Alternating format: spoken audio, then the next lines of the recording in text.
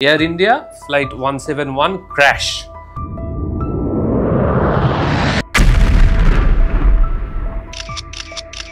কি ঘটে থাকতে পারে? বার্ড হিট, ক্লোজ সার্কিট ক্যামেরার যে ফুটেজটা পাচ্ছি সেখানে আমরা কোনো পাখি দেখতে পাচ্ছি না। রানওয়ে দিয়ে যে এই প্লেনটা উড়েছে, there can be excessive amount of heat, কারণ সেদিন খুব টেম্পারেচার হট ছিল। পসিবল রিজন তখনই সবাই ইলাবোরেটলি বলছিল সাবোটাজ হতে পারে, কেউ ইন্টেনশনালি ফিউল লাইন চোক করে দিয়েছে, হোয়াট এভার মেবি। একটা স্যান্ড ডাস্ট, একটা সোয়ার্ল দেখা গেছে লেফট সাইডে, একটা সোয়ার্ল টাইপের একটা স্যান্ড ডাস্ট, একটা ধুলো টাইপ একটা চক্কর ঘুরেছে। এটা কেন ঘুরলো এটা কেউ দেখলাম বিশেষ কোনো আলোচনা করলো। এইটা নর্মালি কখন হয়? Engine is fail to produce thrust, as simple as that. বলা তো হচ্ছে যে ব্ল্যাক বক্স ক্ষতিগ্রস্ত হয়েছে, হয়তো ডেটা পাওয়া যাবে। এটা তো খুব ভেরি সারপ্রাইজিং, কারণ কি দুটো ব্ল্যাক বক্স থাকে। ওই হোস্টেলটা যখন দেখায়, ওই কলেজটা, তখন টেইলটা দেখায় নিউজ চ্যানেলওয়ালা। ব্ল্যাক বক্স কিন্তু টেইলে থাকে, টেইল সেকশন। প্লেনে তো ব্ল্যাক বক্স বসানোই হয়েছে, এটা জেনে শুনেই যে ব্ল্যাক বক্সের রিকোয়ারমেন্টটা আফটার ক্র্যাশ। তো ওইটা তো টেক অফ করে 600 ফিট থেকে পড়ে গেছে। ব্ল্যাক বক্সটা বানানো হয়েছে যে হাই অল্টিটিউড থেকে 30-40 হাজার ফিট থেকে যদি ক্র্যাশ হয়ে নিচে পড়ে, সমুদ্রে পড়ে, মাটিতে পড়ে, তারপর আমরা সব ডেটা পাবো এবং আমরা ইনভেস্টিগেশন করে জানতে পারবো ক্র্যাশের রিজনটা কি। বাট আমাদের কাছে তো আরও ইনফরমেশন জানার উপায় আছে। হ্যাঁ, যেটা নিয়ে লোকে কথা বলছে না সেটা আমি বলতে পারি।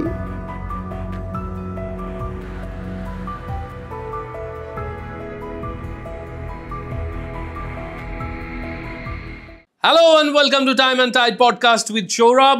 আজকে আমাদের এপিসোডটা খুব স্পেশাল এপিসোড, কারণ সেটা যেমন রিসেন্ট ঘটনার সঙ্গে কানেক্টেড, সেই সঙ্গে একটা বড় ক্যারিয়ার অপশন, বড় ইন্ডাস্ট্রি এবং সেটার বিভিন্ন ছোট ছোট বিষয় নিয়ে আমরা আজকে আলোচনা করব। আমার সঙ্গে আজকে এমন একজন অতিথি এসে উপস্থিত হয়েছেন যিনি এই বিষয়টা নিয়ে খুব ভালোভাবে কথা বলতে পারবেন। তার ব্যক্তি জীবনের অভিজ্ঞতা প্রচণ্ড, তার সঙ্গে তার যেটা বিরাট প্লাস পয়েন্ট, তিনিও আমার আপনার মতোই সাধারণ একটা ঘর থেকে এই এক্সেলেন্সে গিয়ে পৌঁছেছেন।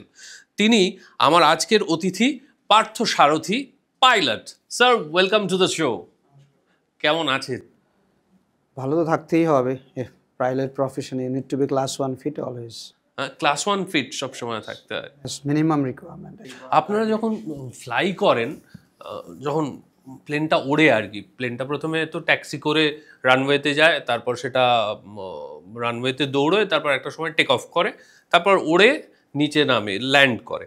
আপনি আমাকে বলুন, এর মধ্যে একজন পাইলটের ইনিশিয়াল ডেতে সবচেয়ে বেশি কঠিন কোন জিনিসটা, ওড়ানো না ল্যান্ড করানো? দু টাইপের কঠিনাই আছে। আচ্ছা, আগে টেক অফটা বলে দিই। টেক অফের সময় মানে প্লেনটা লাইন আপ করলো, take off not difficult. Difficult is take অফের সময় যদি কোনো ফেইলিয়ার্স হয় তাকে সাকসেসফুলি হ্যান্ডেল করা। আচ্ছা, হ্যাঁ। সো এইটা এই মানে রিজেক্ট টেক অফ বলি আমরা, সাপোজ টেক অফ রিজেক্টেড।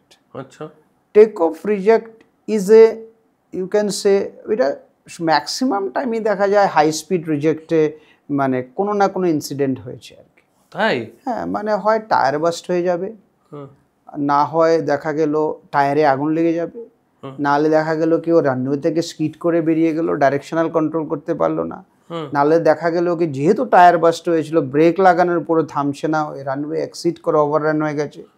তো ওই সমস্ত পুরো বিষয়টাকে অ্যালার্ট লেভেলটাকে রাখতে হয় আর কি, and your promptness level in that much. কি আমার কো পাইলট বললো ইঞ্জিন ফেল, আমি যদি দেখি আমার সেফটি স্পিড ক্রস করেনি, মানে এটাকে স্পেশাল স্পিড একটা ইন্ডিকেশন আছে এভিয়েশনে, 3টা স্পিড ক্যাটাগরি থাকে, V1, VR, V2। আচ্ছা, তো V1 generally it's call action initiation speed. আগেকার সময় এটাকে বলা হতো ডিসিশন স্পিড। তো ডিসিশন স্পিডে মানে বলা হতো যে তুমি এখানে ডিসাইড করবে whether you'll, suppose you have a malfunction, কিছু একটা ফেল হলো, ইঞ্জিন ফেল হলো, কিছু হলো, বার্ড স্ট্রাইক হলো, হোয়াট এভার হলো, তো will decide on the runway কি আমি টেক অফ করবো কি করবো না। আচ্ছা, বাট এই ল্যাঙ্গুয়েজটাই একটা সময় পাওয়া গেল যে ইনকারেক্ট, কারণ ডিসিশন করার মানে কি হচ্ছে, V1 যে স্পিডটা হয় তার 2 সেকেন্ড পরে VR স্পিড হয়, মানে রোটেশন স্পিড, যেখানে মানে I will rotate to the aircraft to airborne, মানে ওড়ানোর জন্য ওই স্পিডটা এসে গেল আর কি। তাহলে VR যদি 2 সেকেন্ড পরে চলে আসে তাহলে তো V1 এর ডিসিশনের টাইম নেই, you have to initiate, action করতে হবে কি আমি ডিসকন্টিনিউ করব। আচ্ছা, তাহলে এটাকে মডিফিকেশন করে এখন বলা হয় অ্যাকশন ইনিশিয়েশন স্পিড ওই V1 কে। আচ্ছা, তো V1 আমি অ্যাকশন ইনিশিয়েশন করলাম, করার পরে তো আই ওয়াজ এক্সপেক্টিং, আমাদের ট্রেনিং করানো থাকে এগুলো, আই ওয়াজ এক্সপেক্টিং কি ভাই ফ্যান্টাস্টিক স্টপ হয়ে যাবে রানওয়েতে, বাট ইউ ডোন্ট আন্ডারস্ট্যান্ড কি ইউজ মানে অ্যাজ উই ডিসকাসড বিফোর কি অ্যাসফল্ট রানওয়ে সারফেসে আছে, কোথায় কোথায় কি হয় রাবার ডিপোজিট খুব হয়, রানওয়ে দু সাইডে টেক অফ ল্যান্ডিং চলতে থাকে উইন্ড ফিনোমেনন অনুযায়ী ওয়েদার। তো ধরো আমি যখন রিজেক্ট করলাম, অপোজিট রানওয়ের ল্যান্ডিং স্পটটা কিন্তু এসে যাচ্ছে রিজেক্টের জন্য। আচ্ছা, তাহলে আমি একটা এক্সাম্পল দেখাই, it will be more understanding for you. এটা হচ্ছে রানওয়ে, ধরো I am taking off from 2-3, runway 2-3 take off করছি, তো এদিকেও কিন্তু ল্যান্ডিং চলবে যখন উইন্ড চেঞ্জ হয়ে যায় আর কি, এদিকেও ল্যান্ডিং হয় এদিকেও টেক অফ হয়, দুটোই হয়। মানে যখন আমি এদিক দিয়ে এখন টেক অফ করছি, এখন টেক অফ চলবে এদিকে, ল্যান্ডিং এদিকে চলবে, তখন উইন্ড চেঞ্জ হয়ে গেল বিকেলবেলা, আবার এদিকে ল্যান্ডিং টেক অফ, তাহলে কি যেখানে টাচ ডাউন করে প্রথম প্লেনটা, যেমন এই সেগমেন্টটা করলো আর এখানে ল্যান্ডিং এর সময় এই সেগমেন্টটা করলো, তো first 3000 feet off the runway touchdown zone বলা হয়। আচ্ছা, তো এখন যখন আমি টেক অফ করার সময় রিজেক্ট করলাম, তখন তো এই রিজেক্ট করার পরে দিয়ে 3000 ফিটটাতে আসছি, তাহলে যখন টায়ারগুলো এসে টাচ করছে সব সময় ফ্রিকশন হয়, ফ্রিকশন হয়ে টেম্পারেচার রাইজ হয়, তো ওখানে রাবারের একটু মেল্টিং হয়, বিকজ টেম্পারেচারটা অনেক ডিগ্রি সেলসিয়াস হয়ে যায়, ঠিক আছে না, 300-400 ডিগ্রি সেলসিয়াস হয়ে যায়, তো রাবার ডিপোজিট হয়, তো সারাদিন ল্যান্ডিং হচ্ছে রানওয়েতে, তো যেমন কলকাতা 300-400 টেক অফ ল্যান্ডিং চলে পার ডে, বম্বে টম্বেতে 600-700-800 পৌঁছে যায় পার ডে, সো তাহলে ডিপোজিট হচ্ছে কনস্ট্যান্টলি। কিছু কিছু জায়গায় প্রিকশন নেওয়া হয়, এটাকে আবার ডিপোজিট ক্লিনও করা হয়, যেমন ক্যালকাটা রানওয়ে নেতাজি সুভাষচন্দ্র বসুতে একটা পার্টিকুলার রানওয়ে আছে 19 লেফট অ্যান্ড 01 রাইট, ওইটাতে কিন্তু স্লিপারি কন্ডিশন আছে এই জোনটাতে। তো now I have rejected the take off, তো রিজেক্ট করার পরে তো আমার ডিসেলারেট করে স্টপ করার কথা, তা স্টপের জায়গাটা কিন্তু আমার ওই রাবার ডিপোজিটের জায়গায় চলে আসলো, ঠিক আছে। এইবার ইট ক্যান গেট স্কিড, আমার অ্যাজ পার প্ল্যানের মধ্যে তো ডিস্টেন্স ক্যালকুলেশন সব করে ফ্লাইট ম্যানেজমেন্ট কম্পিউটার দেখিয়ে দিয়েছে যে এখানে যদি আপনি রিজেক্ট করেন তাহলে you will be able to stop, but সেখানে তো রাবার ডিপোজিট বলে ইনফরমেশনটা নেই, বাট অ্যাকচুয়াল ইম্প্যাক্টটা তো অন্যরকম হচ্ছে, তো you may overrun the runway, you may skid out of the runway. তো take off is easy, take off अगर ফেলিয়ার্স হয় এই অ্যাটেনশন ইজ মোর টাফ। আচ্ছা, এইবার যে বিষয়টা নিয়ে আমাদের কথা বলতে হবে সেটা হচ্ছে যে লাস্ট 7 দিন ধরে যে বিষয়টা নিয়ে, 7 দিন কি 10 দিন ধরে যে বিষয়টা নিয়ে শুধুমাত্র সবাই আলোচনা করে যাচ্ছে, সেই বিষয়টা নিয়ে air India flight 171 crash.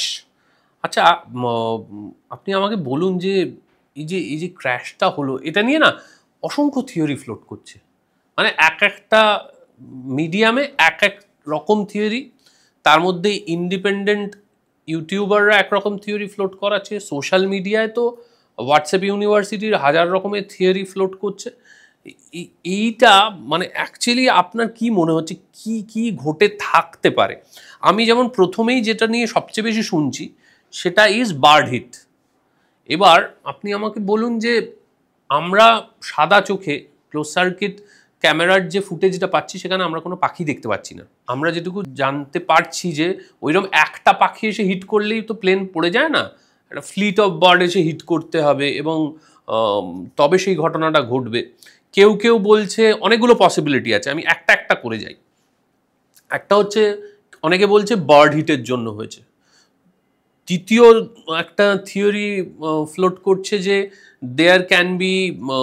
It can be a pilot error, মানে পাইলটকে, কারণ ল্যান্ডিং গিয়ার তখনও বেরিয়েছিল যখন প্লেনটা পড়ে যায় আনফর্চুনেটলি, কিন্তু ওটা তার আগেই ভেতরে ঢুকে যাওয়ার কথা ছিল। তার মানে it can be a pilot error. Pilot হয়তো একটা ইনস্ট্রাকশন দিয়েছে, কো পাইলট ওই ল্যান্ডিং গিয়ারটাকে তুলতে পারেনি। একটা থিওরি শোনা যাচ্ছে there can be fuel contamination. আর একটা থিওরি শোনা যাচ্ছে যে হয়তো ফিউয়েল ভেপোরাইজ করে গিয়েছিল কোনো কারণে, এবং সেই চেম্বারে সেই ভেপোরাইজড ফিউয়েল ছিল, তার ফলে একটা প্রবলেম। একটা থিওরি বলছে যে রানওয়ে দিয়ে যে এই প্লেনটা উড়েছে, there can be excessive amount of heat, কারণ ওই রানওয়ের অ্যাসফাল্ট অতিরিক্ত ল্যান্ডিং এবং এর জন্য হয়তো এতটা গরম হয়েছিল, এবং সেদিন খুব টেম্পারেচার হট ছিল, সেটার জন্য কোনো সমস্যা হয়ে থাকতে পারে। আপনি আমাকে বলুন যে আপনি নিশ্চয়ই ফলো করছেন এবং খুব ক্লোজলি ফলো করছেন, এবং আপনি যেহেতু এক্সপার্ট, আপনি নিজে এয়ারক্রাফট ফ্লাই করেছেন বহুদিন পর্যন্ত, অনেক প্রচুর আওয়ার্স ফ্লাই করেছেন, আপনার মতে ঠিক কি ঘটে থাকতে পারে? প্রথম থেকে আসি, এটা কি বার্ড হিট বলে আপনার মনে হচ্ছে? ফার্স্ট অফ অল আমি বলি যে ফার্স্ট ভিডিও যেটা রিলিজ হয়েছিল, এটা বাচ্চা ছেলে ভিডিও করলো, সেইটা তো জাস্ট দেখলে মনে হচ্ছে যে প্লেনটা ফ্লোট করে গিয়ে ক্র্যাশ করে গেল। সো ওটা দেখলে নর্মালি যে কোনো লোকই ভাববে এর আগের মুহূর্তটা কী ছিল, সেটা মাইট বি বার্ড হিট। কারণ এই কারণে বলছিল সবাই, আহমেদাবাদে সবসময় নটাম থাকে, নোটিস টু এয়ারম্যান বলে, মানে নোটিস টু এয়ারম্যান মানে পাইলটদেরকে জানানো। ওটা ব্রডকাস্টই করা থাকে নটাম শিটের মধ্যে যে এক্সারসাইজ করছেন ফর বার্ড অ্যাক্টিভিটি, এটা একটা স্ট্যান্ডার্ড। তো ওই কারণে সবাই এটাকে বার্ড হিট হিসাবে ধরে নিয়েছিল। তো possible reason, and second possible reason তখনই সবাই ইলাবোরেটলি বলছিল সাবোটাজ হতে পারে, যে কেউ ইন্টেনশনালি ফিউল লাইন চোক করে দিয়েছে, whatever maybe, maybe because maybe ওই টার্কিশ টেকনিক বলে কোম্পানি, ওদের টেকনিশিয়ান করে দিয়ে, হোয়াট এভার মেবি, এইরকম একটা বিষয় আর কি। Sabotage, otherwise bird hit. যখন সেকেন্ড ডেতে সেকেন্ড ভিডিওটা রিলিজ হলো, যেটা সিসিটিভি থেকে ফুটেজ নেওয়া এয়ারপোর্ট অথরিটি, তার সঙ্গে যদি কম্পেয়ার করা যায়, পাইলটের last communication to the ATC, mayday call communication, তার সঙ্গে যদি এয়ারক্রাফটের অ্যাটিটিউডটা দেখা যায় আর কি, এই পুরো জিনিসটা কিন্তু অনেকগুলো রিজনই হতে পারে। ডিএফডি আমাদের তো ইনফরমেশন সবই কিছুদিন পরে বেরিয়ে আসবে, কারণ ফ্লাইটে তো এটা নিয়ে পরে আলোচনা করবো আমরা, ব্ল্যাক বক্স থাকে, ওখানে ডেটা থাকে। বাট বিষয়টা হচ্ছে, if you notice second video, এয়ারক্রাফটটা যে রোল করছে টেক অফের জন্য, এটা অনেক লম্বা মানে ডিস্টেন্স পর্যন্ত রোল করলো। নর্মালি এত ডিস্টেন্স নেয় না। তো এক তো ওখানে টেম্পারেচার হাই, দোসরা হচ্ছে take off mass total weight কত ছিল আমরা জানি না সেটা।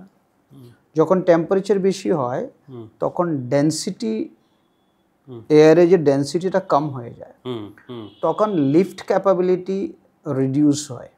যত টেম্পারেচার বাড়ে তত lift capability of the aircraft reduce হয়। So now to generate that lift, aircraft demand more speed, আরো বেশি গতি, একটু স্পিড চায়।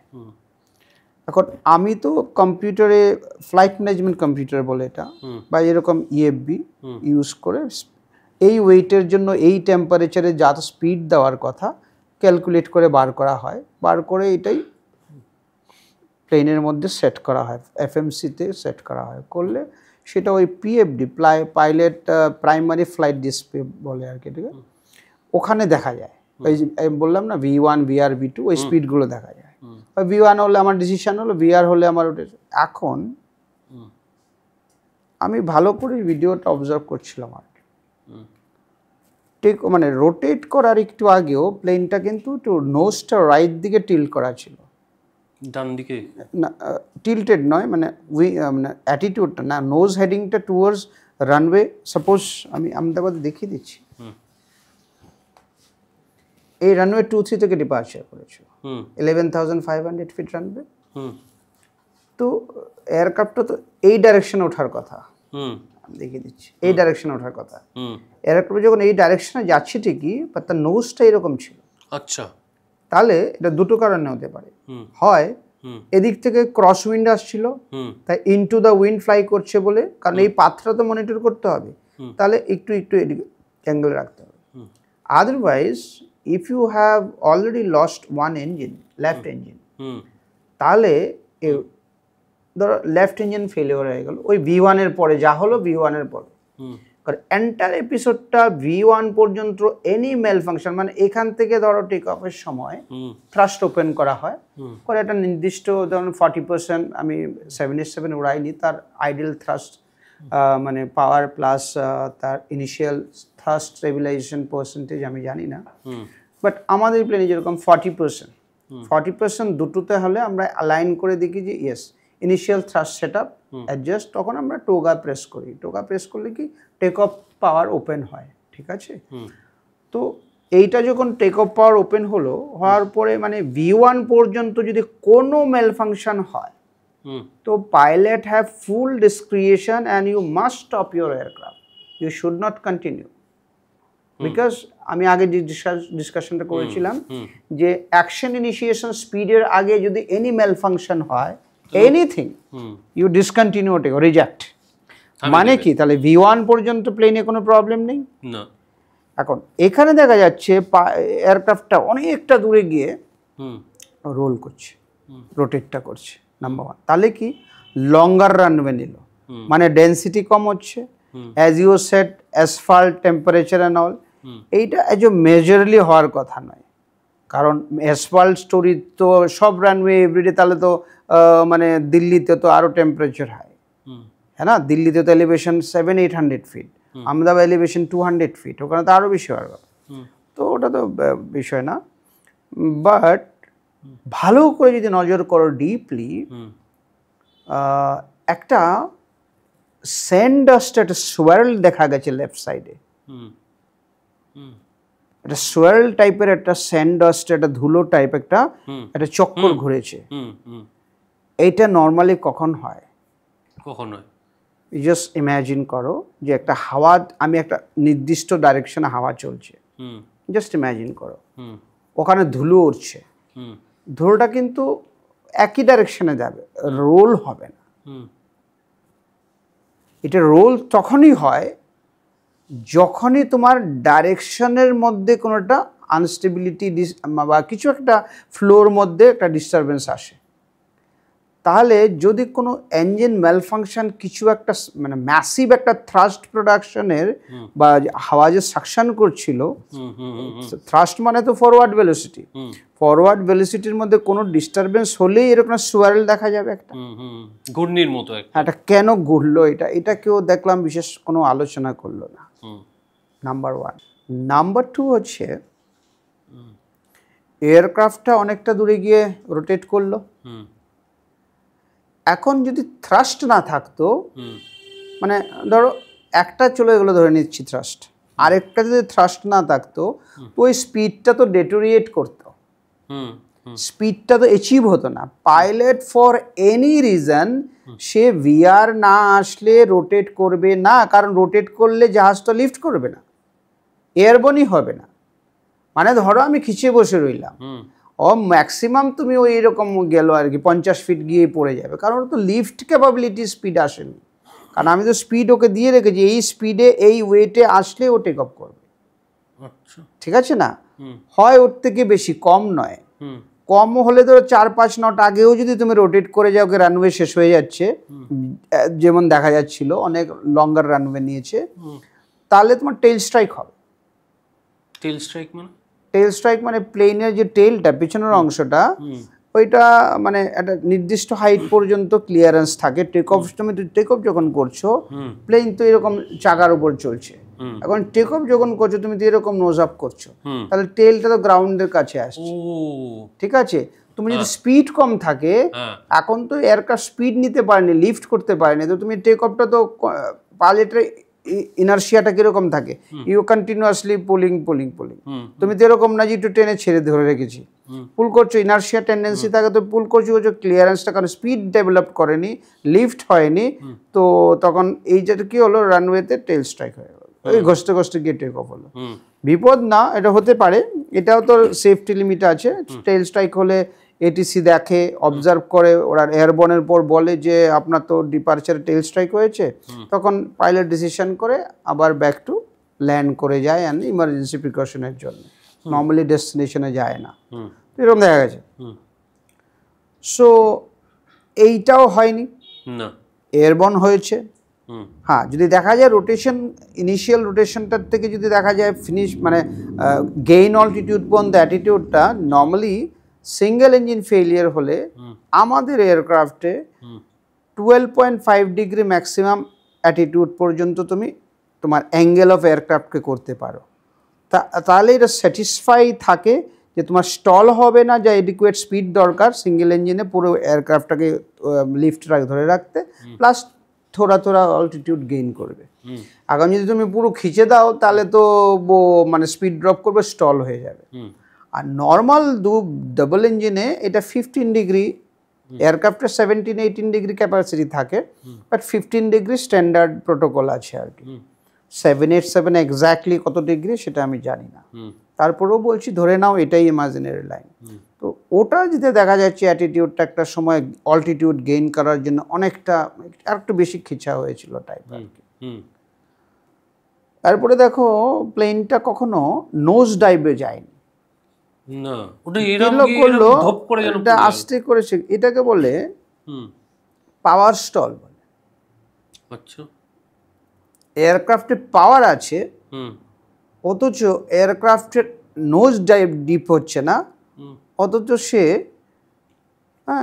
তো দুটো কেন, একটা হচ্ছে পাওয়ার অন স্টল বলা হয় এটাকে, পাওয়ার আছে বাট এয়ারক্রাফটের অ্যাঙ্গেল অফ, এটাকে অ্যাঙ্গেল অফ অ্যাটাক বলা হয় আর কি।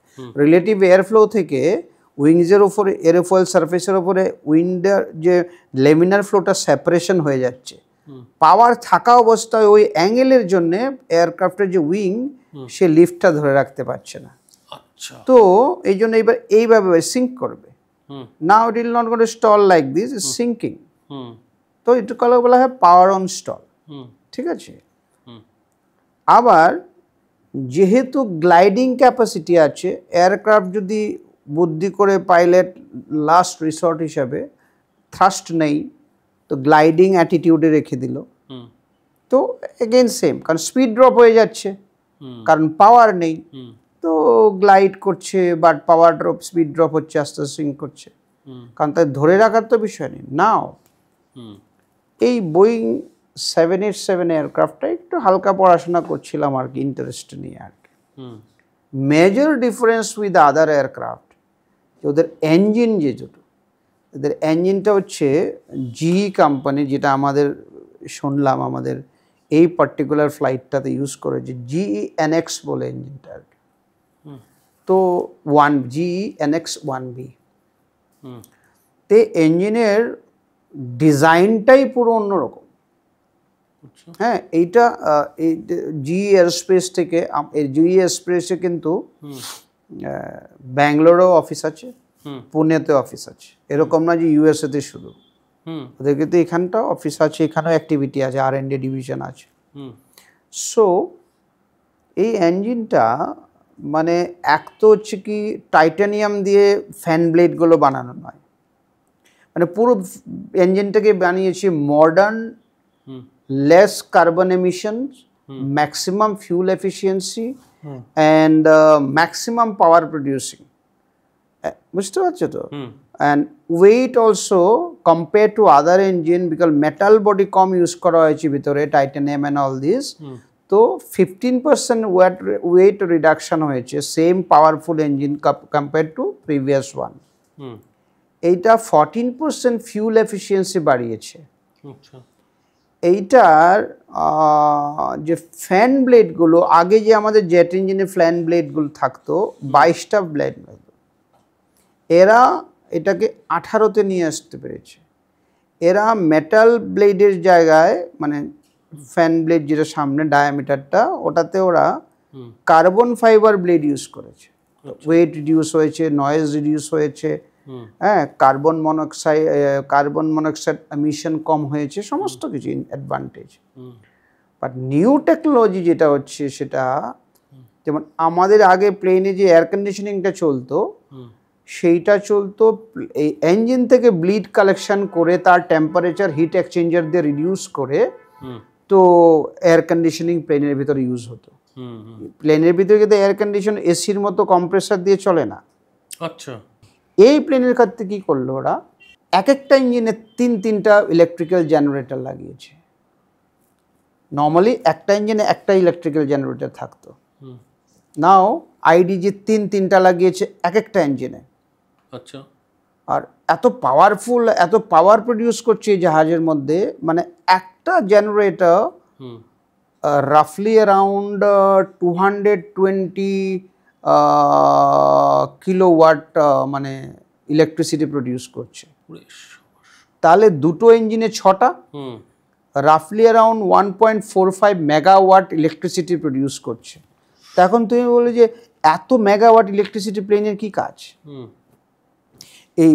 এই প্রেশারাইজেশন সিস্টেম, হাইড্রোলিক সিস্টেমগুলো ইলেকট্রিসিটির মোটর ফটোর দিয়ে ওরা চালাচ্ছে। নতুন একটা কনসেপ্ট ইন্ট্রোডিউস করেছে। কেবিন অল্টিটিউড নাও 6000, মানে মোর কমফোর্ট টু দ্য প্যাসেঞ্জার। মানে তোমার কাছে ম্যাক্সিমাম মনে হবে দার্জিলিং গেছি আর কি। আচ্ছা, মানে তোমাকে ওই নাথুলা পাস চলে গেছি, বা তোমার ওই সব মানে কি বলে ওই আমাদের বেস ক্যাম্প অফ এভারেস্টে গেলে যেরকম 22,000 ফিট 17,000 ফিটে গেলে এরকম না, just 6000। So that much of comfort they have created. তো এইরকম একটা সফিস্টিকেটেড ইঞ্জিন যদি ফেলিয়ার হয়ে যায়, তাহলে তো মানে এন্টার ইলেকট্রিক সিস্টেম ফেলিয়ার হয়ে গেল। 6টা জেনারেটর চলে গেল। 6টা জেনারেটর চলে গেলে তোমার হাইড্রোলিক্স কি করে কাজ করবে? তাহলে তোমার ইলেকট্রিসিটি কোথায়? যে ওই প্রেশারাইজেশনও কাজ করছে না এই মুহূর্তে। বিষয়টা বোঝো? সো নাও ওই লোক বলছে অ্যাজ ইউ সেড কি ল্যান্ডিং গিয়ার পাইলট বোধহয় ভুলে গেছে।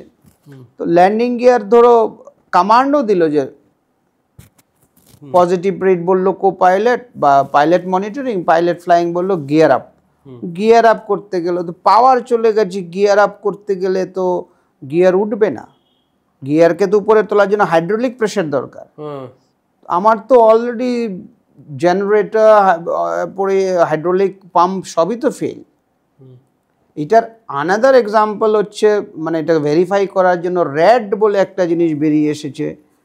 কবে সবাই বলে দেখবে র্যাট কি, এটা হচ্ছে র্যাম এয়ার টারবাইন। এটা বেসিক্যালি কি, র্যাম এয়ার আমি একটু আগে বললাম ওই এয়ার কন্ডিশনটা কুলিং কি করে আগে করা হতো আর কি, এটা এরা চেঞ্জ করেছে ওই ram air. Ram air means forward ভেলোসিটিতে নেচারে যে হাওয়াটা পাচ্ছি, যেহেতু আমি হাই ভেলোসিটিতে চলছি তখন র্যাম এয়ার একটা ইম্প্যাক্ট থাকে। তো ওই ইম্প্যাক্টটাতেই এই টারবাইনের একটা ছোট ব্লেড ঘুরতে থাকে ন্যাচারালি। এটার মধ্যে কিন্তু এটাকে সেলফ জেনারেটেড টারবাইন বলতে পারে, হাওয়ায় যা ঘুরবে। ও অ্যাডিকুয়েট পাওয়ার ক্রিয়েট করে, প্রথম কাজ হচ্ছে ওর হাইড্রোলিক প্রোটেকশন মানে সাপ্লাই দেওয়া। ঠিক, কারণ কি ওটা দুটো ব্যাকআপ আছে, র্যাম এয়ার টারবাইন দিয়ে hydraulic and electrical backup. So প্রথম কাজ হচ্ছে ও হাইড্রোলিক ব্যাকআপটা দেবে যাতে করে কন্ট্রোল সারফেসগুলোকে ইউজ করা যায়। যেহেতু ফ্লাই বাই এয়ার হোক, হ্যাঁ, বা নর্মাল মেকানিক্যাল হোক, তো ওইগুলো একটা হাইড্রোলিকে চলে। নাহলে তো আমার পক্ষে সাপোজ এই এয়ারক্রাফটটা 200 টন নিয়ে টেক অফ করছে, সাপোজ 200 টনের টেক অফের এয়ারক্রাফটে যদি তুমি ম্যানুয়ালি ফিল করতে চাও, টেল পুল করবে, তো এটা too heavy for a human being. তো এটা হাইড্রোলিক সিস্টেমের মাধ্যমেই চলে। সো ওই ইনিশিয়াল কন্ট্রোল সার্ভিস, যেমন এলিভেটর থাকে প্লেনের টেইলে, রাডার কন্ট্রোল থাকে, স্পয়লার থাকে, কিছু সব স্পয়লার না, কিছু নাম্বার অফ স্পয়লার, এলিরেন থাকে মানে টার্ন লেফট রাইট করার জন্যে, রিভার্স থ্রাস্ট থাকে প্লেন। এইসব মিনিমাম জিনিসগুলোকে মানে ফাংশনাল রাখার জন্যে প্রথম এই র্যাম এয়ার টারবাইনটা হাইড্রোলিক সাপ্লাইটা দেয়। তাহলে মানে এয়ারক্রাফট ইজ ফ্লাইয়েবল, কন্ট্রোলেবল। এই র্যাম এয়ার টারবাইন তো এই ক্ষেত্রে ডিপ্লয়েড হয়েছিল। হ্যাঁ, ডিপ্লয়েড হয়েছে, মানে এই জিনিসটাও দিতে পারছে। হুম এবার যদি মনে করো টোটাল ইলেকট্রিক্যাল ফেলিয়ার হয়ে গেল, হুম তখন রেনিওয়ার টারবাইন হুম ইলেকট্রিসিটিও দিতে পারে। হুম তো যেহেতু এমার্জেন্সিতে হুম ইলেকট্রিক্যাল টোটাল ফেলিয়ার হলে হুম কমান্ডারের সাইডে মানে লেফট সাইডে তার যে প্রাইমারি ফ্লাইট ডিসপ্লেগুলো দেখা যায়, আচ্ছা ওই ব্যাটারি দিয়ে চলে। তখন প্লেনের মধ্যে 2, 4 এরকম 787-এ কটা ব্যাটারি আছে জানি না, আমাদের প্লেনে 2টো ব্যাটারি 24 ভোল্টের। ওই ব্যাটারি দিয়ে অন্তত তোমার 60 মিনিট তুমি ফ্লাই করতে পারবে।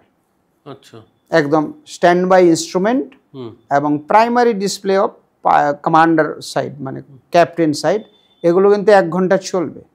তাহলে মানে ফ্লাইট কন্ট্রোল করার জন্য ইনিশিয়াল স্টেজ এই টেক অফ পাতে 500-600 ফিটে, তাহলে তোমার ইনফরমেশন আছে, হুম ইলেকট্রিসিটি চলে গেলেও ইনফরমেশন আছে, কারণ ব্যাটারি থেকে চলছে। তো দুটো কারণে এখানে হতে পারে, আনএক্সপেক্টেড ফেইলিয়ার্স অফ বোথ ইঞ্জিন, যেখানে সবসময় তো প্রসিজিওর বললে হয় না, কারণ তুমি যদি এরকম এক্সারসাইজ সিমুলেটরেও না করো, কারণ এত রিডান্ডেন্সি আছে, এত এসিউরেন্স লেভেল আছে এইসব প্লেনের ইঞ্জিনগুলো, রিলায়েবিলিটি লেভেল, যে কখনো এক্সপেক্টই করা যায় না যে এই লেভেলে দুটো ইঞ্জিন ফেল হবে। তাহলে এই ট্রেনিং এক্সপোজারটাও ধরো নাই আর কি। তাহলে মানুষের যে অ্যাড্রিনাল রাশ হয় বা তোমার বলতে পারো প্ল্যাসিবো এফেক্ট, তোমার তো শক ফেজ এসে যাওয়ার কথা 2-3 সেকেন্ড। শক ফেজে হিউম্যান বিইং মিস্টেক এরর তো করতেই পারে, বাট নাও তোমার চোখের সামনে যদি দুটো ইঞ্জিনের পাওয়ার দুটোই চলে যায় মনে হচ্ছে, তো what you will do? Because if you notice, অনেকেই প্রথম যখন এইসব বেরোলো সকাল থেকে বিকেল থেকে বলা শুরু করে দিলে 5 মিনিটের মধ্যে পড়ে গেল প্লেন, ভেঙে পড়ে গেল। প্লেন তো আগে ভাঙেনি, না না তো পড়ে গেছে। আমাদের সবাই এখানে বলছে ভেঙে পড়ে গেল, মাঝ আকাশে ভেঙে পড়ে গেল। আরে প্লেন কি ভেঙে পড়েছে? এটা তো বাস্টিং টু ফ্লেম, মানে ক্র্যাশ হয়েছে, number 1। Number 2, airborne sink, entire event is happen around 40 second. 25 second টাইমে স্পেসিফিক্যালি কল দিয়েছে পাইলট, যখন বুঝতে পারলো যে কিছু তো করা যাচ্ছে না, unable to hold this aircraft in air, তখনও মেইডে কল দিয়েছে। মেইডে কল দেওয়ার পর উইদিন 15 সেকেন্ডে it is on ground. So লোকে ভাবছে মেইডের পর, আরে ওই মেইডে কলটা দিয়েছে as a last resort, not to inform ATC কি I am trying some emergency, don't bother. এটা দিয়েছে because I am sure I am not able to control this aircraft anymore. Now it is your duty to initiate air ambulance, I mean to say ambulance activity, medical service, fire tenders, and NDRF, whatever may be they can provide. All facilities should be available. The place I am going to crash. এই মেডে কলটা for that, এই মেয়ে কলটা distress call বলা হয় এটাকে, SOS call. This call is not for কি just আমি মেডে কল দিলাম then I will do other exercise. আরে হি হ্যাজ আন্ডারস্টুড যে আর পারবে না ক্র্যাশ করতে, কারণ আমার কাছে তো রেড ডিপ্লয় হয়ে গেছে, আমরা বাইরে থেকে বুঝতে পারছি। হয় all electrical generator fail, all electrical generator fail কখন হবে? যখন ইঞ্জিন ফেল হবে। দুটো ইঞ্জিনই ফেল হয়ে গেছে। হ্যাঁ, দুটো ইঞ্জিন ফেল কখন হতে পারে? হয় এদের সফটওয়্যার গ্লিচ আছে, এয়ারপ্লেনের মধ্যে ফ্যাডেকে চলে, ফুল অথরিটি ডিজিটাল কন্ট্রোল সিস্টেমে, ওই মাধ্যমে কম্পিউটারের সিস্টেমের মধ্যে, আবার এটা কন্ট্রোলে EEC থাকে ইঞ্জিনের মধ্যে। তো এই দুটো সিস্টেম পুরো মানে প্লেনের থ্রাস্ট ম্যানেজমেন্ট করে, কতদূর ফিউল লাগবে, কতদূর এই লাগবে, অল সব ডিমান্ড অ্যান্ড সাপ্লাই। সো এইটা যদি ফল্টি হয়, টোটাল সার্কিট ডিস্টারবেন্স হয়, 1 নম্বর। আচ্ছা, এবার যদি as you said fuel contamination, whatever contamination, ultimately তো ইঞ্জিন ফেলিওর হয়েছে না। এমন তো নয় যে আমার দুটো ফিউল কন্টামিনেশন হয়েছে বলে এয়ারক্রাফটের লিফট থাকছে না, এটা তো engine failure. Engine is fail to produce thrust, as simple as that. For what reason এটা হয়তো পরবর্তী সময়ে ডিএফডিআর এর মাধ্যমে বেরিয়ে আসবে, যে কি রিজনে ফিউল সাপ্লাই হয়নি বা কি রিজনে ওই ফেডেক বললাম কাজ করেনি, কি রিজনে থ্রাস্ট প্রডিউস হচ্ছে না, অর্থাৎ থ্রাস্টের যে অর্ডার থ্রটল যেটা পজিশনটা, যেটাতে আমরা মানে গাড়িতে যেমন এসকেলেটর থাকে, প্লেনের মধ্যে মাঝখানে থ্রাস্ট প্যানেল থাকে, থ্রটল থ্রাস্ট এসব বলা হয়। তো থ্রাস্ট প্যানেলটা সামনে আছে, অর্থাৎ ইঞ্জিন পাওয়ার আমি আপার ডিসপ্লে বলে এটা, পাইলটটা যেখানে দেখে থ্রাস্ট ইন্ডিকেশন কত, take off thrust, cruise thrust, descent thrust, all this. ওটা যদি দেখবি থ্রাস্ট নাই, থ্রাস্ট লিভার ইজ আপ, তাহলে মানে কি দাঁড়াচ্ছে? পাইলট কিন্তু মেডে করে এই কলটা দেয়নি, I am unable to produce thrust or I am unable to move thrust lever. ও বলেছে নো পাওয়ার নো থ্রাস্ট, মানে থ্রাস্ট লিভার ওখানে আছে, এটার মানেটাই দাঁড়ায় থ্রাস্ট লিভার আছে বাট আমার ডিসপ্লেতে পাওয়ার আউটপুটটা আমি পাচ্ছি না। তাহলে মেজর মানে সফটওয়্যার গ্লিচি হতে পারে, এবং এটা কিন্তু সাধারণ বিষয় না। GE one of the best efficient and highly modernize এই ইঞ্জিন ডেভেলপ করেছে, এবং করতে করতে বিষয়টাকে এমন নিয়ে যত মডিফাই করা, যত মডার্নাইজ করা যায় আর কি, যে বললো লাইট বডি করলো, কম্পোজিট কার্বন ফাইবার দিয়ে ব্লেড করলো, মানে যা প্রেশারাইজেশন, মানে ইঞ্জিনের উপরে লোড অনেক বাড়িয়ে দিয়েছে। আচ্ছা, বুঝতে পারছো? এত মানে ভাবো 14 as I told you almost 1.45 megawatt electricity produce করছে, মানে যেটা দিয়ে মানে ভাবো এতখানি এই ভোল্টেজটা দিয়ে কত কিছু চালানো যাবে, একটা ছোটোখাটো এরিয়া চালিয়ে যাওয়া যাবে। বুঝতে পারলাম না?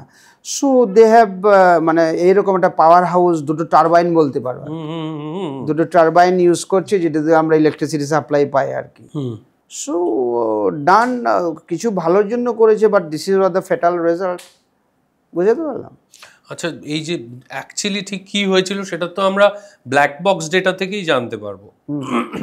এবার এই ব্ল্যাক বক্স ডেটা তো অ্যাজ অফ নাও ওটা বিদেশে পাঠানো হয়েছে, ইউনাইটেড স্টেটসে পাঠানো হয়েছে। এই ব্ল্যাক বক্স থেকে কি কি কি জানতে পারবো আমরা? ব্ল্যাক বক্স এটাকে বলা হয়, বাট অ্যাকচুয়ালি এটা অরেঞ্জ কালার থাকে। হ্যাঁ, এই প্লেনে স্পেসিফিক্যালি দুটো ব্ল্যাক বক্স আছে আর কি, একটার সঙ্গে আরেকটা রিডান্ডেন্সি, একটা যদি ড্যামেজ হয়ে যায় আরেকটা, তো দুটো অরেঞ্জ কালার। এগুলো না high quality titanium and stress বিভিন্ন লেভেলে স্ট্রেস টেস্ট করা হয়, G impact, high temperature fire, high pressures and deep into the water, এই সমস্ত কন্ডিশনের টেস্ট করে স্যাটিসফাই করে বক্সটা তৈরি করা হয়।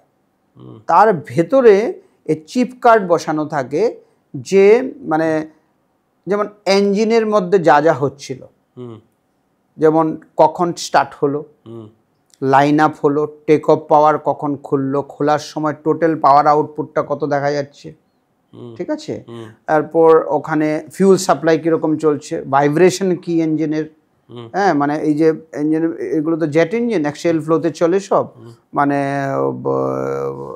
কম্প্রেসারগুলো, টারবাইনগুলো, এইগুলোর মধ্যে ভাইব্রেশন লেভেলটা কত ছিল অ্যাকসেপ্টেবল রেঞ্জে, অয়েল প্রেশার কত, অয়েল টেম্পারেচার কত, ঠিক আছে।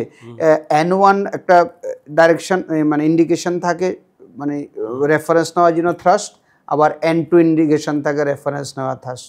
তো এই থ্রাস্ট রেফারেন্স নেওয়া হয় মানে N1 রোটারও থাকে, N2 রোটারও থাকে, ওই বিভিন্ন পার্টিকুলার জায়গার থেকে সব ইলেকট্রিক্যাল ইম্পালসে ককপিটের ইনফরমেশন দেয় পাইলটকে আর কি।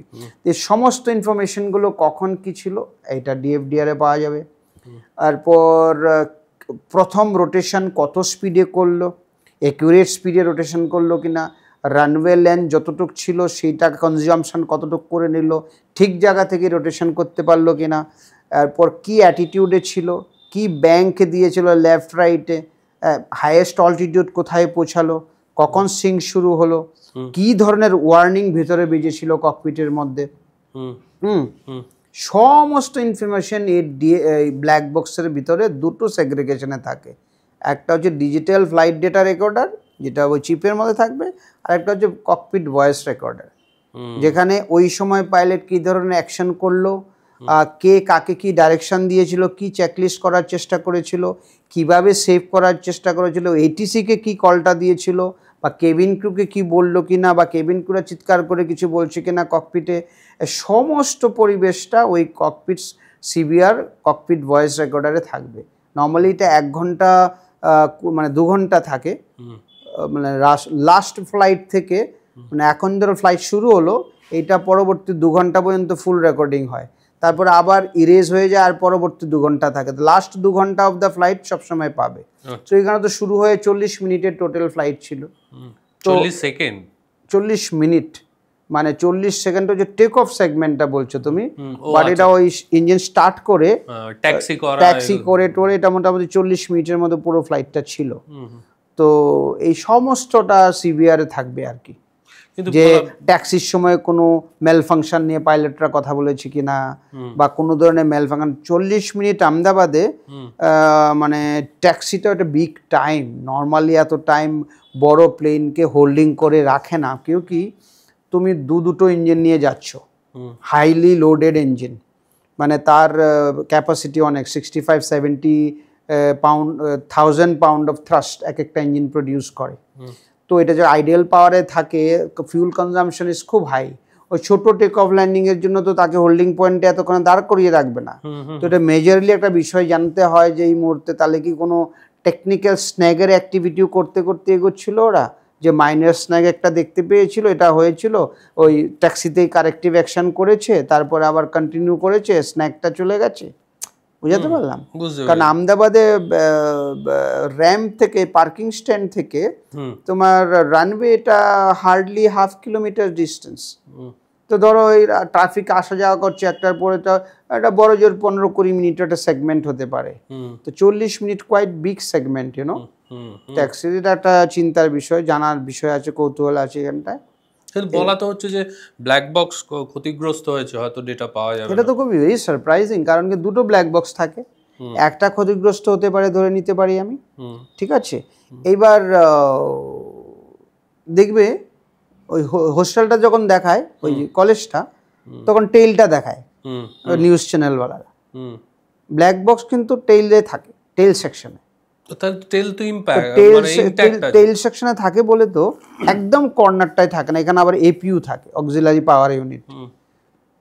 দেখো মানে ওখানে ফিউল লাইন আছে, ওটা একটা ইঞ্জিন, যে দুটো ইঞ্জিন চলছিল না, ওটা কিন্তু একটা গ্যাস টারবাইন ইঞ্জিন হয়ে ওখানে কিন্তু আগুন লাগেনি, মানে টেইলটার কথা বলছি। ওখানে কিন্তু এপিইউ আছে, ওখানে আরেকটা জেট ইঞ্জিন আছে বলতে পারো, সেম কম পাওয়ারের। আচ্ছা, যেটা অল্টারনেট ইলেকট্রিসিটি সাপ্লাই করেন, অ্যান্ড হাইড্রোলিক সিস্টেম অ্যান্ড ওই সাপ্লাই টাপ্লাই করে, ব্লিড এয়ার সিস্টেমও করে।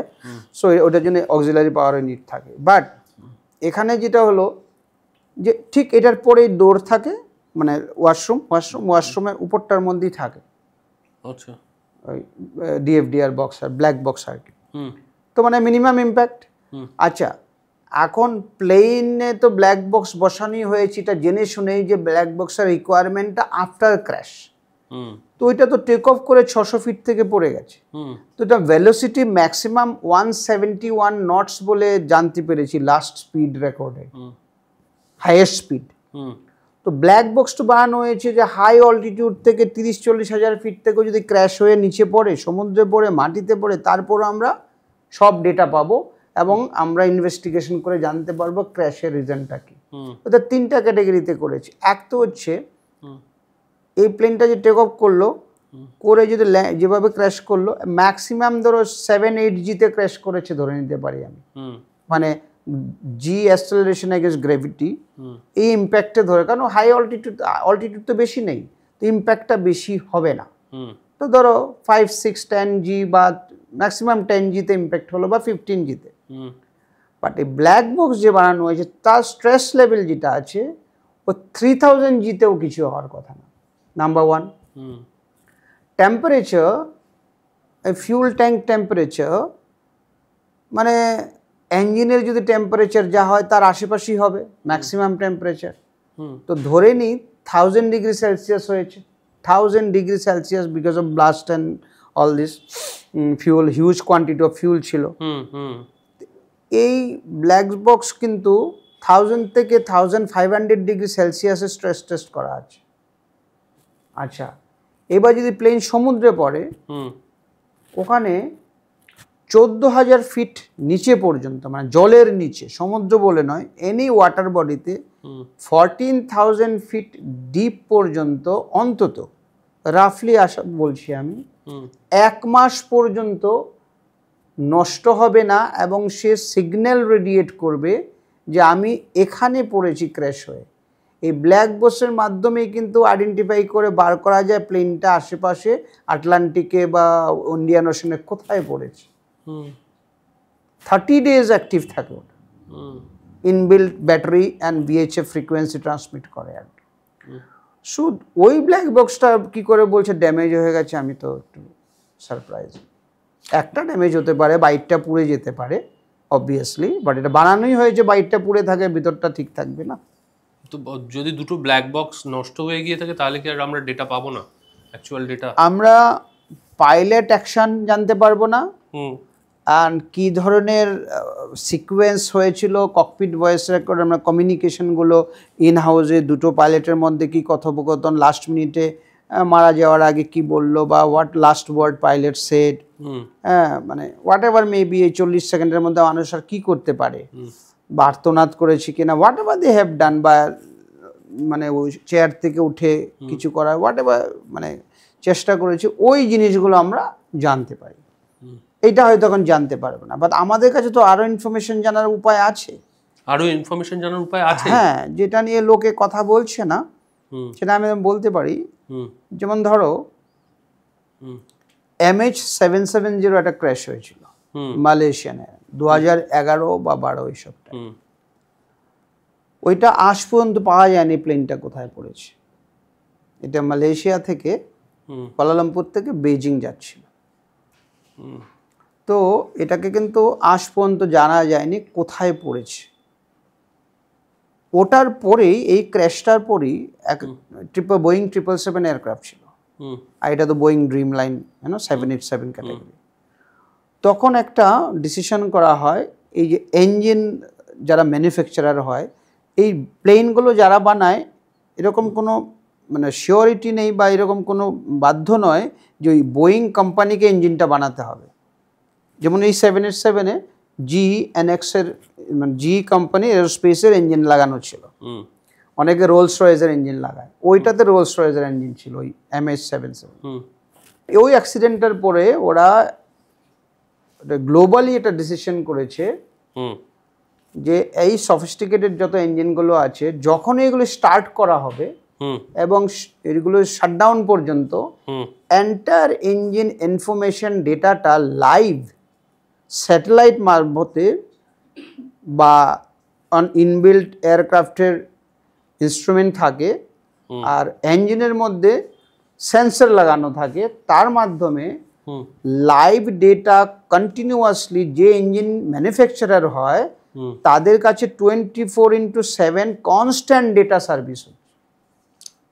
ওখান থেকে ইঞ্জিনের যে কি কন্ডিশন হয়েছিল, কখন ফেল হলো, এক্স্যাক্ট পাওয়ার, টেক অফ পাওয়ারটা কোন টাইমে খুললো। এখন তো ওটাতে ইঞ্জিনে তো রানওয়ে দেখাবে না, ওটা দেখাবে আমার ইঞ্জিনটা টেক অফ থ্রাস্ট কখন সেটিং হয়েছে, এখন ওই ইঞ্জিনটা কখন বন্ধ হয়েছে, এটা কখন বন্ধ হয়েছে, দুটো ইঞ্জিন একবারে কখন পাওয়ার প্রডিউস বন্ধ করে দিল, সমস্ত বিষয়টা কিন্তু এই ইঞ্জিন ম্যানুফ্যাকচারের যে GE কোম্পানি তার কাছে আছে, number 1। Number 2, I am 100% sure air ইন্ডিয়ার যে 787 এয়ারক্রাফট এবং 777 এই যে বিগ মেশিনগুলো ইউজ করছে 350, এরা একার্সের মাধ্যমে অ্যান্ড মোড সি ট্রান্সপন্ডারের মাধ্যমে, ইনবিল্ট একার্সের মাধ্যমে, ওরাও কিন্তু ওদের যে MCC থাকে, মানে ইঞ্জিনিয়ারিং ডিভিশন, যারা টেকনিক্যাল পারফরমেন্স মনিটরিং করে,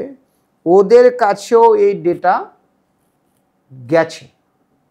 আচ্ছা, যে ইঞ্জিন ম্যাল ফাংশন হয়েছে কি হয়নি, ফিউল স্টারভেশন হয়েছে কি হয়নি, এবং যখন ইঞ্জিন ফেল হয়েছে তখন ফিউল ছিল না, ফিউল ড্রাই আউট হয়ে গেছিলো, এই জন্য হয়েছে, আদারওয়াইজ সফটওয়্যার বা গ্লিচ হওয়াতে বন্ধ হয়ে গেছে ইঞ্জিন দুটো, বা পাইলট এরর করেছে, বা ভুল করে ওই স্টার্ট লিভার বলে দুটো, যেটাতে ফিউল সাপ্লাইটাকে মানে চোক করা যায় পাইলট অ্যাকশনের মাধ্যমে, ওটা ভুল করে কেটে দিই। What ever have done, all information কিন্তু ইঞ্জিন রিলেটেড যদি কিছু হয়ে থাকে এই ইঞ্জিন ম্যানুফ্যাকচারারের কাছেও আছে, এমসিসির কাছেও আছে।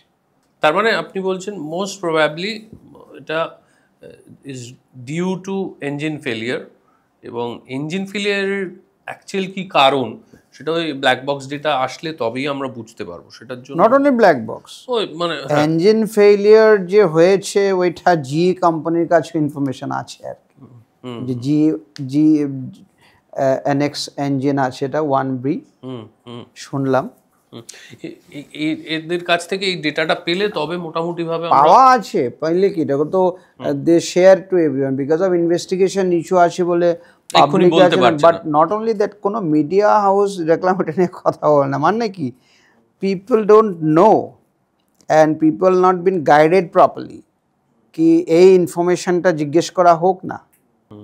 আমরা অনেকগুলো থিওরি এক্সপ্লোর করছিলাম, তখন থেকে আমরা জানতে পারলাম যে এই বোয়িংয়ের ম্যানেজমেন্ট, বোয়িংয়ের যে মার্জারটা হয়েছিল তারপর থেকে, আগে বোয়িং ছিল ইঞ্জিনিয়ারদের কোম্পানি, মানে ইঞ্জিনিয়ারিংয়ের ওপর বেশি ফোকাস হলো কোম্পানি। লেটার অন মার্জারের পর এরা প্রফিট মেকিংয়ের প্রতি একটু বেশি ইন্টারেস্টেড হয়ে পড়ে কোথাও গিয়ে, যার জন্য বেশ কয়েকজন হুইসেল ব্লোয়ারের থিওরি পাওয়া গেছে, যেখানে মানে এরকম তো মানে টেলিফোনিক রেকর্ডস অ্যান্ড কনভারসেশন আমি শুনেছি, যেইগুলোর ক্ষেত্রে বলা হচ্ছে যে বোয়িং এই প্রফিট ম্যাক্সিমাইজ করতে গিয়ে কোথাও কিছু কিছু জিনিসে একটু কম্প্রোমাইজ করে ফেলছে। যেমন আপনারও এই থিওরিটা যেটা জানতে পারলাম যে ও মানে 15% 14% ফুয়েল সেভ করছে, একদম মডার্ন টেকের জন্য টাইটানিয়াম থেকে কার্বন ফাইবারে চলে যাচ্ছে, এবং ওখানেই জেনারেটরের মাধ্যমে একটা সিভিয়ার ইলেকট্রিসিটি জেনারেট করছে। তার মানে কি কোথাও গিয়ে বোয়িংয়ের যে সেফটি অ্যান্ড সিকিউরিটি সেইটা কোথাও গিয়ে একটু একটু করে কমে আসছে, বা বোয়িংয়ের এই যে এই ক্র্যাশের আগেও কিন্তু বোয়িংয়ের বেশ কিছু ঘটনা ঘটেছে যেগুলো খুব অ্যালার্মিং আর কি, কিন্তু অনেক ক্ষেত্রেই সেইগুলোকে থামিয়ে দেওয়া গেছে, কারণ ওই আপনাদের প্রোটোকলের জন্য আগেই পাইলট হয় এয়ারক্রাফট ওড়ায়নি বা সাথে সাথে নামিয়ে ফেলেছে। তো বোয়িং কি আগামী দিনে মানে বোয়িংয়েরও কি এই সেফটি প্রোটোকল নিয়ে আরও বেশি সচেতন হওয়া দরকার কোথাও? বিষয়টা হচ্ছে কি, এইসব ম্যানুফ্যাকচারিং কোম্পানিগুলো এখন তো ওয়ার্ল্ডে বলা যায় কমার্শিয়াল জেট তো দুজনেই বানায় এরকম, মানে মেগা সাইজে, এয়ারবাস অ্যান্ড বোয়িং। এখন এরা তো কখনোই বলবে না যে আমার সেফটি কম্প্রোমাইজ, এটা তো এখন হুইসেল ব্লোয়াররা বলবে, মিডিয়া বলবে, এরপর বোয়িং বলবে এটা rival company propaganda, we are doing our best and all this. এগুলো অ্যাকচুয়ালি অবভিয়াসলি কি হয়, মার্কেটটা যেভাবে চলে, ওয়ার্ল্ড অর্ডারটা যেভাবে চলে, ডিমান্ড অ্যান্ড সাপ্লাইয়ের বিষয় থাকে, তো হঠাৎ করে যদি দেখা যায় মানে, আর এগুলো অনেক সময় ডিপেন্ড করে সিইও কীরকম টাইপের করছে। রাইট, কিছু সিইও আছে যে ওর একটা হলিস্টিক অ্যাপ্রোচ থাকে, যে whatever going to happen, loss or profit, আমাদের brand value is suppose to be intact, ঠিক, তো আমি এটাতে কম্প্রোমাইজ করবো না, let us face losses for that much of years, another decade, no problem, but আমাদের যে R&D divisions we suppose to be number 1 in the world, এরকম একটা মাইন্ডে সিইও থাকে। অনেক সময় দেখা যায় সিইও আসছে হঠাৎ করে প্রফিট চাই, প্রফিট। অনেকের এরকম সিইও আসে মাথার মধ্যে একদম কিরা থাকে যে আমি প্রফিট করেই ছাড়ব। অনেকের থাকে এরকম যে আমার প্রফিটটা ওই বছরের মধ্যেই লাগবে, মানে এটা পুরো নিজের যে মানে একাডেমিক এক্সেলেন্সগুলো না হঠাৎ করে এসে রিক্রুটমেন্টের ওপর ইমপ্লিমেন্ট করতে শুরু করে দেয়। তো ইমপ্লিমেন্ট করতে গিয়ে দেখা যাচ্ছে কি এই ধরনের ঘটনা হয়তো ঘটছে, কারণ কি আমি যখন টাই আপ করছি, আমি বলছি আমার এই এয়ারক্রাফটের ডিজাইনটা করেছি, তার মধ্যে মাউন্ট করব আমি জি ইঞ্জিন, আমি মাউন্ট করব রোলস রয়েস ইঞ্জিন। এখন ইঞ্জিন তো আর বোয়িং বানাচ্ছে না, মানে কমার্শিয়াল লাইনারের জন্য, তো ওরা তো এরা তো ফাইটার মেশিন থেকে শুরু করে কত কিছুই বানাচ্ছে, সো তাদের তো ভাস্ট স্কেলে মানে এভিয়েশন অ্যাক্টিভিটি আছে। তো এখন আমি একটা ইঞ্জিন মানে R&D করতে করতে করতে করতে এভিয়েশন থেকে সরে এটা অন্য লাইনের ইঞ্জিন হয়ে যাচ্ছে। আমি যদি ইঞ্জিনটাকে না পাওয়ার হাউস বানিয়ে ফেলি, আবার আমি নিজেই বলছি যে এটা কার্বন ফাইবার ফ্যান ব্লেড ওই স্ট্রেস টেস্টে দেখা যাচ্ছে যে টাইটানিয়াম মেটাল থেকে একটু কম নিতে পারে স্ট্রেস। আবার এগুলো স্যাটিসফ্যাক্টরি করার জন্য মাল্টিপল লেভেলে মানে ইমপ্রুভমেন্ট করে and all this kind of staff. তো আচ্ছা, বাইপাস রেশিও বাড়িয়েছে, হ্যাঁ 9:1 করেছে, 12:1 বোধহয় করেছে যতটুকু জানলাম। তো এটাকে আরও মডিফাই করছিল ওরা, যে মানে আগে ছিল total number of fan blade 22টা ইউজ হতো জেট ইঞ্জিন বাইপাস ইঞ্জিনে, এখন এরা 18তে নামিয়ে এনেছে, এখন শুনছি 16তে নামিয়ে আনবে। মানে অনলি 16টা মানে ফ্যান ব্লেড সামনে সে উইন্ড সাকশনের কাজ করছে। আর বাইপাস 9% অফ এয়ার ধরে দাও 9 কেজি ইস টু 1 কেজি আর কি। যদি 1 কেজি ইঞ্জিন হাওয়া ইঞ্জিনে ঢোকে তাহলে 9 কেজি হাওয়া বাইপাস হয়ে চলে যাচ্ছে, বুঝতে পেরেছি? বুঝলেন? সো এগুলো করে আবার ওর মধ্যে আমি মানে high capacity electrical generator load করে দিচ্ছি। তো এখন বোয়িংকে দেখতে হবে যে এই পুরো টেকনোলজিটা আমার এটা, কারণ বোয়িং কিন্তু মেশিনটা খুব সফিস্টিকেটেড বানিয়েছিল, এত টেকনোলজি ড্রিমলাইনার সফিস্টিকেটেড বানিয়েছিল, ফিউচারিস্টিক মেশিন, তার উইং অলসো কম্পোজিট বডি, এই ওয়ান অ্যান্ড অনলি এয়ারক্রাফট যেটা মানে স্পিড যত বাড়ে তো লিফট ক্যাপাবিলিটি বাড়তে থাকে। যেমন ধরো নর্মাল প্লেনের উইংটা এরকম থাকে তো ফ্ল্যাট উইং, এই বোয়িং 787 একমাত্র এয়ারক্রাফট তুমি যখন ভেলোসিটি বাড়বে, ক্রুজে যাবে, ফিউল বার্ন কমতে থাকবে, আস্তে আস্তে আস্তে উইংটা এরকম টিল্ট হয়ে একদম টিপটা উপর দিকে উঠে যায়। জাস্ট ইম্যাজিন, মানে বডি উইং বডিটা এরকম টিল্ট হচ্ছে, সোজা উইংটা এরকম এরকম হয়ে যাচ্ছে, বা স্টিল ইজ নট ক্র্যাকিং, ক্র্যাকও হচ্ছে না, ভাঙছে না, কিছুই হচ্ছে না। তো লিফট ক্যাপাবিলিটি বাড়াচ্ছে, তো মানে ফিউল কনজামশন কম হচ্ছে, নয়েজ লেভেল কম হচ্ছে, এরপর টোটাল ইঞ্জিনের থ্রাস্ট ডিমান্ড কমে যাচ্ছে। So many thing has been done in this machine, you know. So but unfortunate না, কিন্তু ভারতবর্ষের ক্ষেত্রে যেটা হচ্ছে যে অনেক সময় প্রচুর পুরনো এয়ারক্রাফট, মেনটেনেন্সের সমস্যা, এবং প্রচুর এয়ারক্রাফটের ক্ষেত্রে যেটা ঘটছে সেটা হচ্ছে যে অনেক ক্ষেত্রে করা হচ্ছে কি ড্রাই লিজ করা হচ্ছে এয়ারক্রাফটগুলোকে, উইদাউট ক্রু, মেনটেনেন্স, এভরিথিং। সেইগুলোর ফলে, এবং আমাদের যে এক একটা এয়ারক্রাফট, আপনি বলছিলেন একজন পাইলটকে কতবার ফ্লাই করতে হয়, এবং ইন বিটুইন ফ্লাইট এয়ারক্রাফটটা মেনটেনেন্সের জন্য হয়তো রাফলি 30-60 মিনিটস পাচ্ছে। তো এই সময়ের মধ্যে কি thorough security check, all technicalities, all technical details check, is it really possible? দেখো, সিকিউরিটি ডিপার্টমেন্টটা যেটা হচ্ছে এটা আলাদা একটা ডিপার্টমেন্ট দেখে, টেকনিক্যাল জিনিসটা ইঞ্জিনিয়ারিং সেকশন দেখে। ডে টু ডে অপারেশন যেটা চলে এটা কীরকম হয়, টেকলগ বুক থাকে।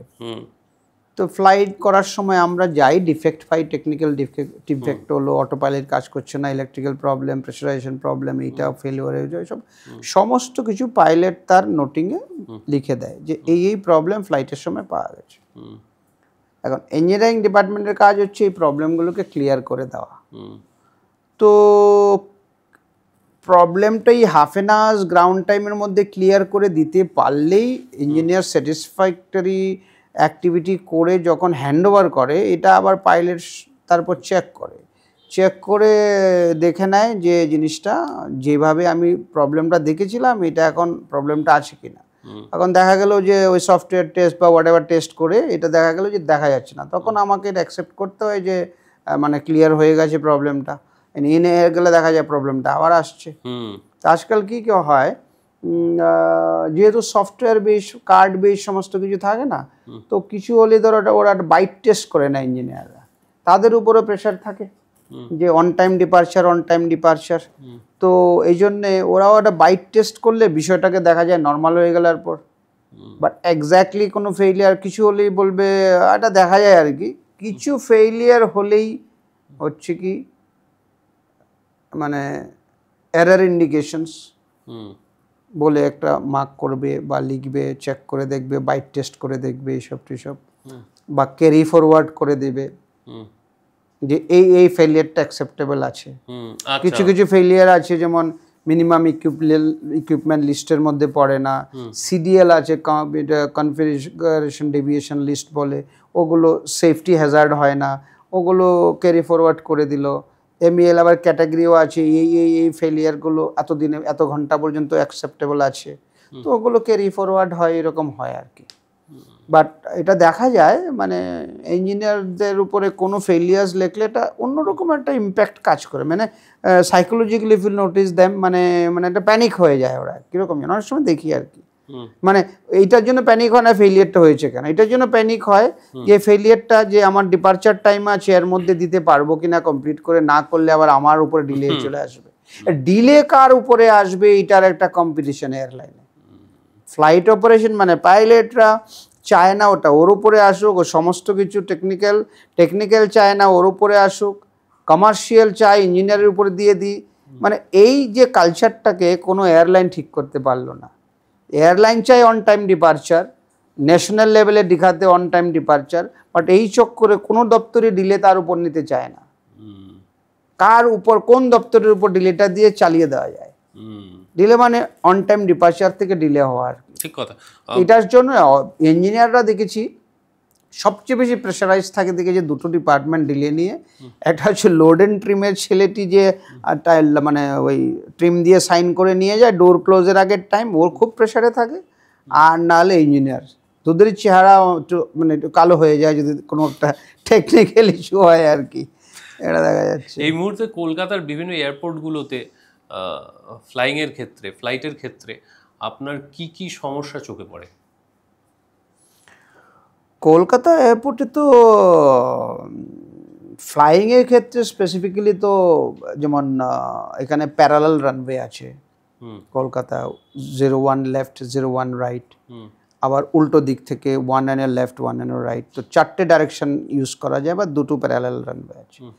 একটা হচ্ছে খুব ক্লামজি, রানওয়ের পরে যে টেক অফ করে বা ল্যান্ডিং করে বেরিয়ে এসে ট্যাক্সি করাটা, আলফা ট্যাক্সিওয়ে বোধহয় বলে এটা, হ্যাঁ ওইটা একদম রানওয়ে 01 লেফটের খুব ক্লোজ প্রক্সিমিটি।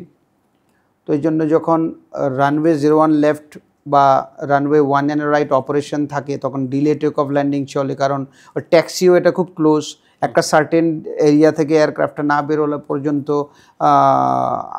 এয়ারক্রাফট অপারেশন একটু স্লো হয়। এখন নতুন ট্যাক্সিও আবার বানিয়েছে এক্সটেন্ডেড করে টুয়ার্ডস সাউথ ডাইরেকশনে, কারেকশন টুয়ার্ডস নর্থ ডাইরেকশনে, তো ওদিকে এক্সটেন্ডেড করেছে।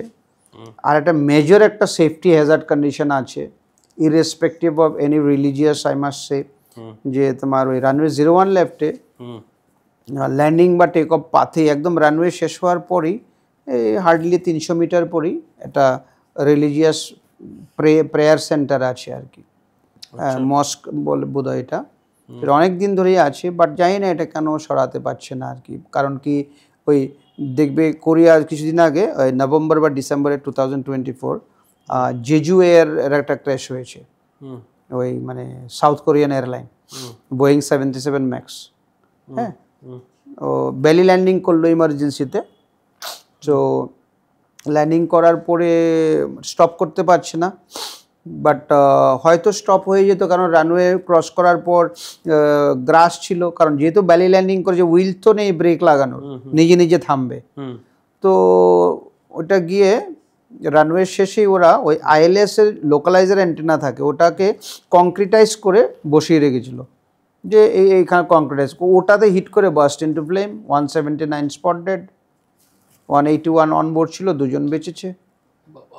সেফলি ইমার্জেন্সি ল্যান্ডিং করেছে, মানে বার্ড হিট হয়ে ইঞ্জিন ফেলিয়ার হয়ে গেছিলো, সেফলি ল্যান্ড করেছে, করার পরেও বাঁচতে পারলো না, অল ডেড বিকজ অফ এইটা। তো এইখানে আমাদের এটা আছে, তো আমি জানি না এটা কেন রেখে দিচ্ছে, কোন কাহানি। আর আমাদের তো সব ধর্মের লোকরাই ফ্লাইট দিয়ে যায় না, এটা তো এরকম নয় যে পার্টিকুলার একটা রিলিজিয়নের লোকরা মানে ফ্লাইটে চলে, এখানে তো হাজ ফ্লাইটও হয় না। তো ধরো সব কিছু ভালো চলো, হাজ ফ্লাইটের দিনই ফ্লাইটটা ইমার্জেন্সি হলো, তাহলে তো হাজ পিলগ্রিমস কতজন মারা যাবে না। তো আমরা তো এখানেও দেখলাম রানওয়ে থেকে টেক অফ করে আহমেদাবাদে, যদি ওখানটায় এইসব বিল্ডিং কলেজ টলেজ না থাকতো, হয়তো প্লেনের প্যাসেঞ্জারাই শুধু মারা যেত, বা ওখানে একটা ছেলে যদি বাঁচতে পারে, নর্মাল গ্রাউন্ডে পড়লে হয়তো 2-3টা ভেঙে পড়তো, হয়তো আরো 50-60 জন বেঁচে যেত। চান্সেস ইজ প্রিটি হাই, কারণ বিল্ডিংয়ে ভেঙে তো ইয়ে হয়ে আছে, প্লেনটা তো এইভাবে পড়েনি, কন্ট্রোলের মতো গিয়ে পড়েছিল, হয়তো দেখা যেত টেইল সেকশনের অনেকে ইনজিওর্ড হয়েছে সিভিয়ারলি, বাট বেঁচে গেছে, হতে পারতো, হ্যাঁ না? Number one. আর মেডিকেল কলেজে পড়তোই না, আননেসেসারিলি 30 জন আর ওখানটা মারা গেল। 272 অ্যাজ অফ নাও, আরও কত লোক বার্ন হয়ে সিভিয়ারলি মানে ইনজিওর্ড হয়ে আছে, ওরা হয়তো মানে life will be very much terrible. তো 300 জনের ক্যাটাস্ট্রফিটা তো হতো না। তো এখানে কলকাতা এয়ারপোর্টে টেক অফ ল্যান্ডিংয়ে দুদিকে শুধু নতুন কনস্ট্রাকশন, বিল্ডিং বানিয়েই যাচ্ছে। আগেগুলো শুনেছিলাম take off runway and take off and landing পাথের যে ফানেলটা আছে 3 ডিগ্রি অ্যাঙ্গেলে, ওখানটায় G+2 বেশি করতে দিত না। তো এখন শুনছি ওগুলো তো দেখাই যাচ্ছে, 12 তলা 14 তলা সব ফ্ল্যাট বিল্ডিং হচ্ছে। And very surprising. আমি শুধু মানে ওই ইলিগাল কনস্ট্রাকশন হচ্ছে এটা বলছি না, মানুষের মেন্টালিটিটা দেখো কীরকম। এগুলো কিন্তু সস্তা বাড়িঘর নয়, মানে এই ফ্ল্যাটগুলো কিন্তু লোকজন ওই as per current standard market rate যা চলছে তাই কিনে লোকজন। বাট লোকজন একটা ফ্ল্যাট ধরো 1 কোটি টাকা দিয়ে কিনছে, অবভিয়াসলি দের এডুকেটেড পারসন, কারণ মানে গরিব লোক তো গিয়ে এত দাম দিয়ে ফ্ল্যাট কিনতে পারে না, মানে সে এডুকেশনের পরেই ইনকাম করে এইসব কেনে। তো তাহলে তুমি ভাবো খুব সিরিয়াস ইন নেচারে যে এয়ারক্রাফট টেক অফ পাথটা যেটা হয় টেক অফ ল্যান্ডিং পাথ, তো সেখানে এক একটা ফ্লাইট যখন এয়ারবোর্ন করে, যেমন আমাদের ফ্লাইটটাই আমরা যে ন্যারোবডি এয়ারক্রাফট ওড়াই, এটা তোমার ঘন্টায় 6 ton fuel consumption per hour রেটে করে। তো টেক অফ সেগমেন্টটা 1500 ফিট, মানে গ্রাউন্ড থেকে 1500 ফিট পর্যন্ত টেক অফ সেগমেন্ট বলা হয়, ঠিক আছে না? তো এটা মিনিমাম অল্টিটিউড আর কি। তো এই 1500 ফিটে একটা এয়ারক্রাফট মোটামুটি 1.5 মিনিটে পৌঁছে যায়, 1 মিনিট 30 সেকেন্ড। তো তোমার যদি 6000 কেজি ফিউল ফ্লোটা থাকে, তাহলে 1 মিনিটে রাফলি তোমার 360 কেজি, তো 1.5 মিনিটে মানে 450 কেজির মতো প্রায়।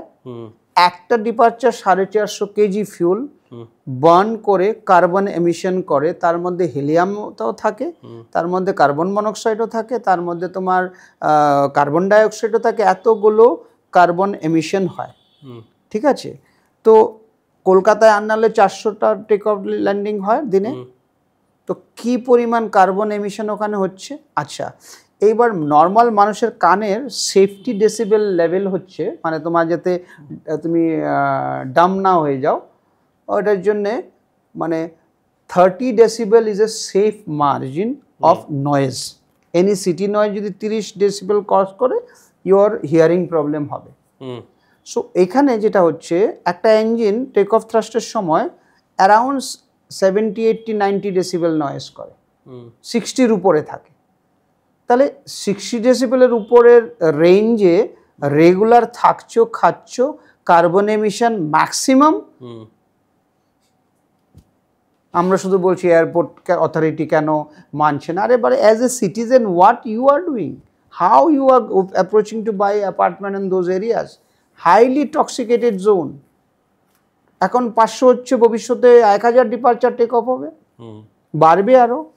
সো আই মিন ব্রঙ্কাইটিস, তারপরে তোমার আস্থমা, লাং কনজেশনস, তারপর সিওপিডি, তারপর তোমার মাইগ্রেন, ফ্যাটিগ, ইরিটেশনস অ্যান্ড কানে না শোনা, তারপরে তোমার হার্ট এলিমেন্ট, এই সমস্ত ডিজিজ তোমার কার্বন এমিশন জোনে থাকলে হবে আর কি।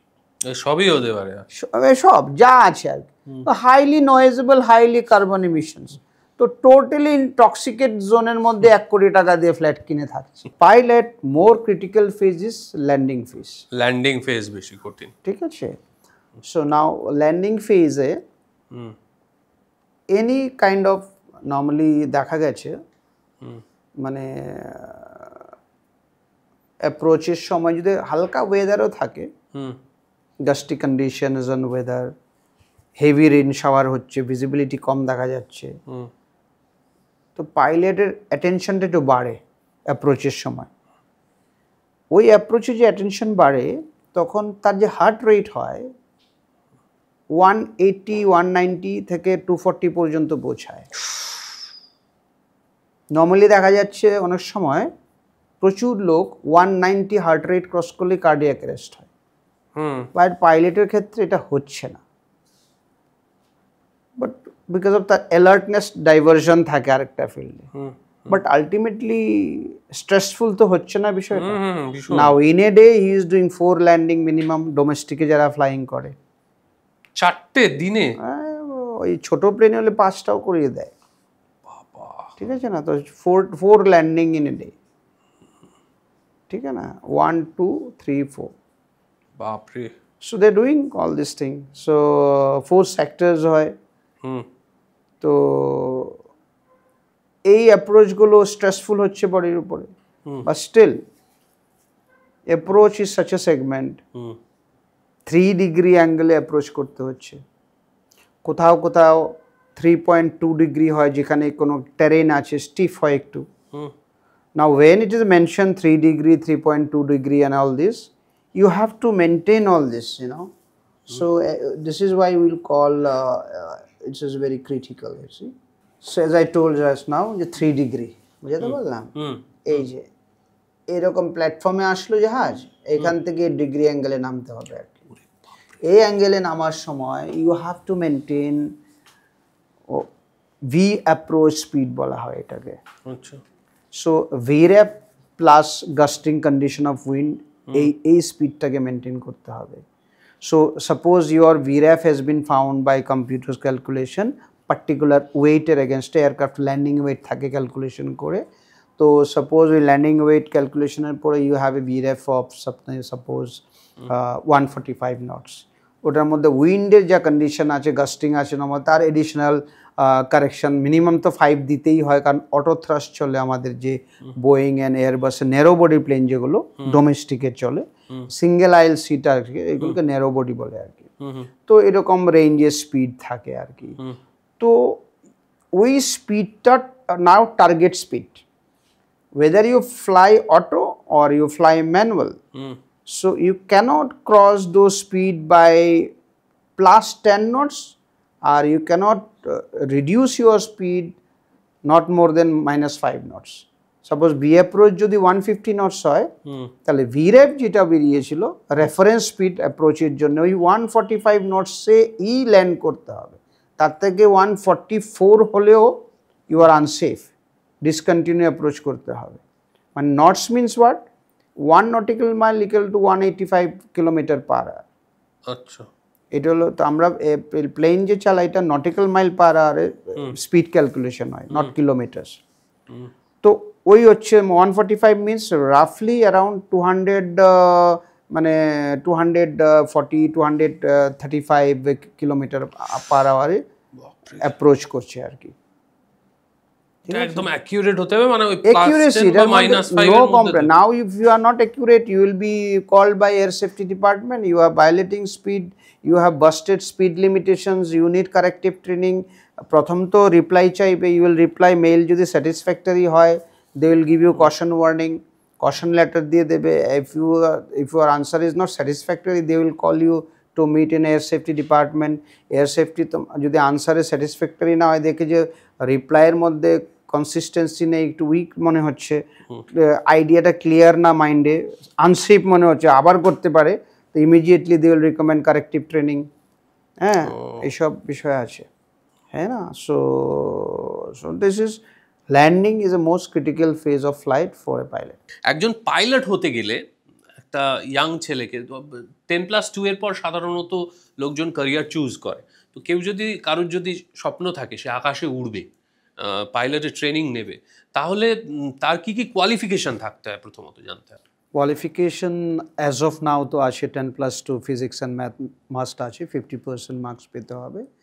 আর specifically chemistry and all this subject is not essential, but আমাদের দেশে তো ওই গ্রুপ করে এডুকেশন করতে হয়, but whatever stream you study, but physics and math minimum requirement, physics আর ম্যাথ থাকতেই হবে। +2 trades. So now if you even ask student, so after completion of 10+2 you realize I want to become pilot, so open school এ অনেকেই গিয়ে ওই physics and math special appearance করে অনেকে দেখেছি এরকম, মানে they done their CPL commercial pilot licence following by other licence. But এভিয়েশনে you can start মানে মাধ্যমিকের পরেও করা যায়, মাধ্যমিকের পরে করা কারণ যায়? এসএসসি কমপ্লিট করার পর মানে এটা আরেকটা লাইসেন্স হয় পিপিএল, প্রাইভেট পাইলট লাইসেন্স। আচ্ছা, সো এইটা ইনিশিয়াল 40 ইয়ার্স রিকোয়ারমেন্ট হয় আর কি। সো ওইটা ইনিশিয়াল করা যায়, and by the time you are completing your 10+2, you finish your 10+2, ওই 40 ইয়ার্সটা সিপিএল আওয়ার্সের মধ্যে কাউন্ট হবে। তো সিপিএল কমার্শিয়াল পাইলট লাইসেন্স করতে রাফলি 200 আওয়ার্স ফ্লাইং করতে। 200 ঘন্টা? হ্যাঁ, 200 ঘন্টা, single engine basically, not big machines and all. আচ্ছা, তো ছোট ইঞ্জিনে single engine and 2 seaters 4 seater যে কোনো ফ্লাইং স্কুলে যেরকম থাকে ওটা ফ্লাই করতে হয়।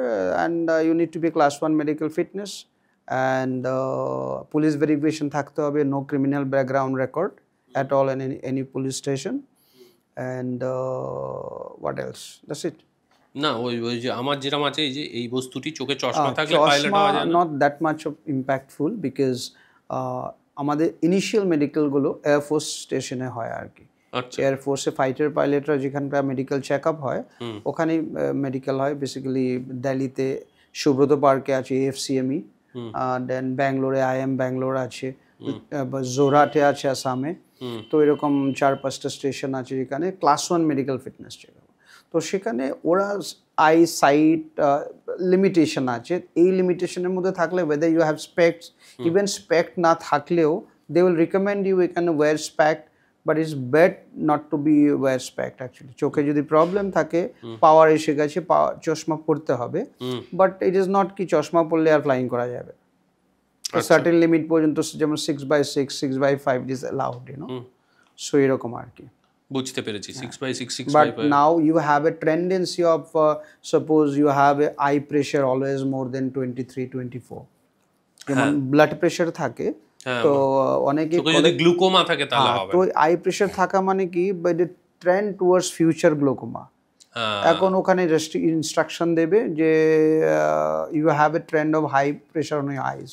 তো ওটা যদি 24-25 হয়ে যায়, obviously you have a glaucoma tendency, so that they will generally declare ki you are not class 1 fit, so for eyesight in this case. তো তাহলে এই কোর্সটা করা তো কোনো মানে হয় না, because you are going to invest so much money. তো we have eye problem and progressive glaucoma, or sometimes you have, you know, night blindness on kind of stuff, myopia যেটাকে বলে আর কি। তো এইসব থাকলে প্রবলেমেটিক। আদারওয়াইজ অনেকেরই তো দেখো after 50 most of people have specs. বেশিরভাগ লোক, অনেকেরই থাকে। People are flying only, you know. হ্যাঁ, মানুষজন তো মানে 50-55 করতে হয়, because it doesn't mean কি চশমা থাকলে ফ্লাই করা যাবে। এটা আগে মিথ ছিল আর কি। আচ্ছা, কলকাতার ছেলেরা যদি, কলকাতার ছেলে মেয়েরা, কলকাতার ছেলে বা মেয়েরা যদি পাইলট হতে চায়, আমাদের এখানে তো বেহালা ফ্লাইং ক্লাব আগে ছিল, এখন আর কোনো ফ্লাইং স্কুল কি আছে? বোধহয় নেই। একটা ওই গ্রাউন্ডে অ্যাক্টিভিটিওয়ালা একটা ফ্লাইং স্কুলের মতো আছে, সবসময় একজন মানে হাত বদল হয় আর কি, কিছুদিন পরে পরে কেউ এটার ওনারশিপ নেয়, বাট এটা কখনো ফ্লাইং অ্যাক্টিভিটি বা ট্রেনিং কিছুই হয় না আর কি আলটিমেটলি। মানে কিছুদিন মেনটেনেন্স হয়, এখানে পারমিশন ওখানে পারমিশন, সো আবার ও বিক্রি করে দেয়, এরকম টেরকম একটা কিছু চলে শুনি আর কি। But actually operational wise last 40 years এখানে কোনো ফ্লাইং স্কুল নেই। Not even Calcutta, entire West Bengal, পুরো ওয়েস্ট বেঙ্গলে কোনো। তাহলে তাদের এখানকার ছেলেপুলেদের পাইলট হতে গেলে কোথায় গিয়ে শিখতে হবে? মানে কোথায় কোথায় খুব ভালো এটা ট্রেনিংটা হয়, কোন কোন স্টেটে যদি বলেন? ভালো বলতে এভিয়েশন অ্যাকচুয়ালি আসার আগে মনে হয় I am going to take admission on premium academy.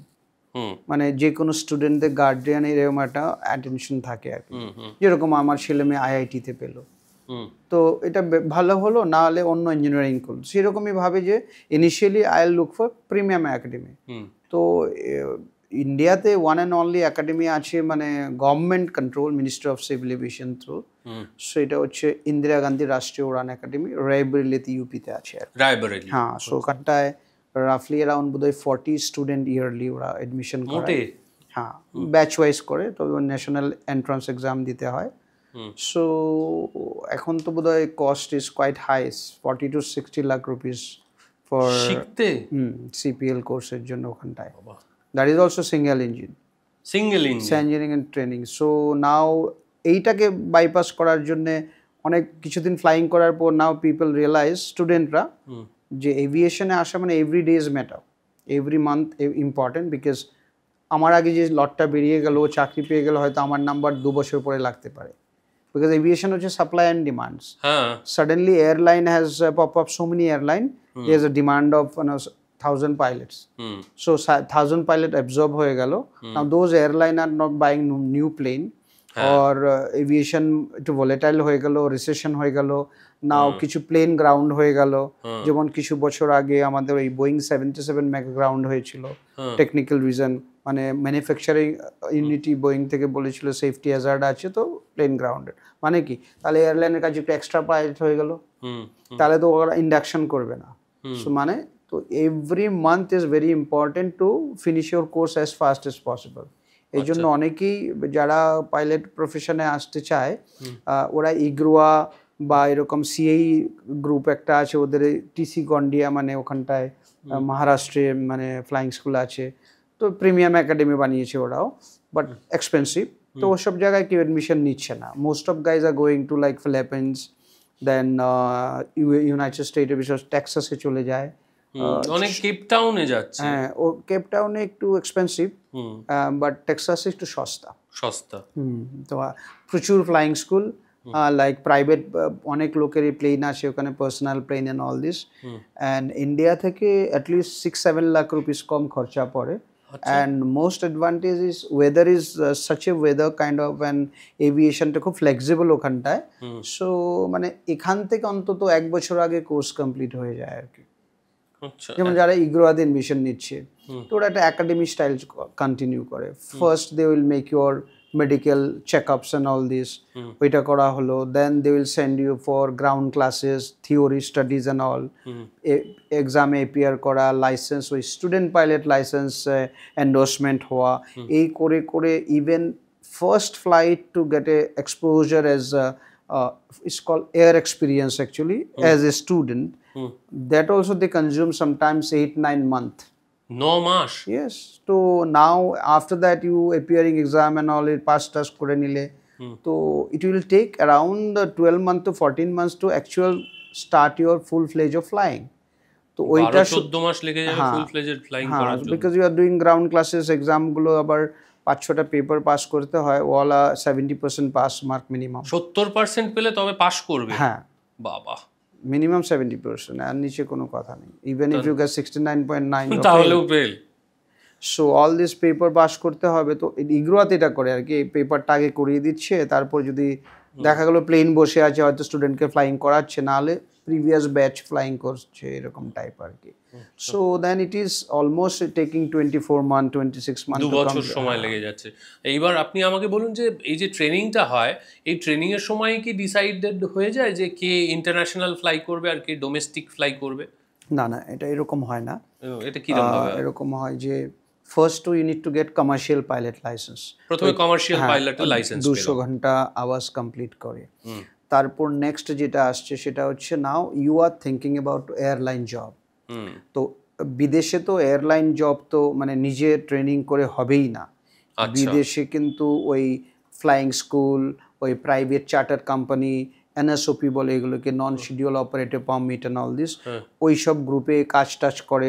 Minimum 1500 hours of flying experience হওয়ার পর you are eligible to apply in airline. Foreign ল্যান্ডে আরও টাফ, আরো কঠিন। হ্যাঁ। সো নাও ইন্ডিয়াতে যেহেতু শর্ট মানে number of pilot was short, suddenly aviation expansion, হঠাৎ অনেকগুলো এয়ারলাইন 2005-06 থেকে এটা শুরু হয়েছে। তো গভর্নমেন্ট রিমেন ইনট্যাক্ট কি সিপিএল ক্যান্ডিডেটকে নিয়ে আমি এজ এ কো পাইলট নেব, জুনিয়র কো পাইলট নিয়ে তাকে টাইপ রেটিং কোর্স করাবে। টাইপ রেটিং কোর্সটা মানে কি, যেমন স্পাইস জেট হলো, ইন্ডিগো হলো, বিভিন্ন এয়ারলাইন আছে, এয়ার ইন্ডিয়া হলো, যেই কোম্পানি যেই ফ্লিট প্লেনটা ওড়ায়, বোয়িং সিরিজ, এয়ারবাস সিরিজ, ওই প্লেনের ট্রেনিংটা করাবে। আচ্ছা, ওই ট্রেনিংটা এত 200 ঘন্টা ফ্লাইং করতে হয় না, দিস অনলি 40 আওয়ার্স সিমুলেটর করতে হয়। তো ওইটাও মানে গ্রাউন্ড ক্লাসেস স্টাডি পাস টাস করে, that is another cost of around 30 lakh rupees. 30 লক্ষ টাকা। হ্যাঁ, সো ওইটা করে ও এয়ারলাইন জেনারেলি দুটো স্টাইলে করে, কেউ হয়তো বন্ডে নিয়ে নিল, 5 ইয়ার্স কন্ট্রাক্ট বন্ড, ওরা খরচাটা করলো, আর ওরা বলছে তুমি টাইপ রেটিংটা করে আসো, লেটার অফ ইন্টেন্ট দিয়ে দিচ্ছে। আচ্ছা, তো initially you're completing your CPL with 40 lakhs, then additional your type rating another 30 lakhs এখন পর্যন্ত। So it is increasing day by day. যখন এখন বিভিন্ন এয়ারলাইন যেমন ইন্ডিগো, এয়ার ইন্ডিয়া চালু করেছে ওই ক্যাডেট পাইলট প্রোগ্রাম, মানে as a student written exam appear করে, ইগ্রোয়াতে যেরকম হচ্ছে, এটা ক্লিয়ার করলে স্যাটিসফ্যাক্টরি হলে, এয়ারলাইন যদি মনে করে দিস ক্যান্ডিডেট স্যাটিসফ্যাক্টরি 12 পাসের পর আর কি, তাকে ওই CPL থেকে নিয়ে নিল, মানে ওই ডে 1 থেকে, তো তার থেকে 1.2 CR ডিমান্ড করছে ওরা, with 5 years contract after completion of your course. এখানে একটাই অ্যাসিওরেন্স হচ্ছে ইয়োর জব ইজ সিকিউরড। হ্যাঁ, কি ওই এয়ারলাইন আমাকে নেবে। তার মানে তো যেটা বুঝতে পারছি, সাধারণ ঘরের ছেলেপুলেদের পক্ষে তো পাইলট হওয়ার স্বপ্ন দেখা খুবই কঠিন, কারণ এটা ভীষণ এক্সপেন্সিভ একটা বিষয় হয়ে দাঁড়াচ্ছে। হ্যাঁ, মানে শুধু এক্সপেন্সিভ নয়, সঙ্গে কি হচ্ছে মেজর প্রবলেম আর কি প্রফেশনে। আমরা তো বাঙালিরা মানে এই পোস্ট মানে separation of India and Bangladesh হওয়ার পর, east Pakistan I must say, most of বাঙালিরা তো একটু ওই রিফিউজি টাইপেরই লাইফ বলতে গেলে, মোস্ট অফ। আর এখানেই যারা বনেদি ছিল বাঙালি, মোস্ট অফ তো বেরিয়েই গেছে এখান থেকে, কেউ ইউরোপে settle and all this. But আমাদের যারাই অ্যাসপায়ারিং ক্যান্ডিডেট হয়, তো সবারই ব্যাকগ্রাউন্ডটা হচ্ছে হয় মা বাবা চাকরি করে, কোনো জব, বিউরোক্রেট হোক, নর্মাল টিচার জব হোক, হয়তো ওর সারা জীবনের ইনকাম হচ্ছে 1 CR। এখন হঠাৎ যদি ছেলে মেয়ে ড্রিম করে যে আমি পাইলটই হবো আর কিছুই হবো না, তখন এখানে একটু রিস্ক ফ্যাক্টর থাকে। কীরকম আদার প্রফেশনে, if you have a certificate in degree, if you are not getting any job, like government job পেলাম না, প্রাইভেট জব আছে, যেমন সেক্টর, আমি IT সেক্টরই বলছি, if you are not getting any job in government, তো you have IT private sector. IT private sector না হলে you can start your own firm, নিজের একটা কিছু ফার্ম করা গেল। আচ্ছা, ওইটা না হলে আমি ফরেন ল্যান্ডে চলে গেলাম, গিয়ে কোনো একটা বড় ব্র্যান্ড গুগল টুগলে একটা কিছু প্র্যাকটিস করলাম, একটা না একটা কিছু করা যায়। এরকম AI ফিল্ডে এসে গেছে এখন, সো চ্যাট GPT করে লোক ইনকাম করছে, মাইক্রোসফট এক্সপ্লোর করে ইনকাম করছে, ওইসব হচ্ছে। বাট এই প্রফেশনে যেটা হয়, you complete flying training, now you have pilot licence. So if you are not getting job as a pilot in any airline, what you will do with that license? হ্যাঁ, ঠিক কথা। এটা রেস্টুরেন্টও কাজে লাগবে না, মুদিখানাও কাজে লাগবে না, হসপিটালও কাজে লাগবে না, এটা কোনো মানে কোথাও কোনো কাজে লাগবে না। One and only requirement to fulfill your dreams ke I have to be in airline and ultimately generate revenue.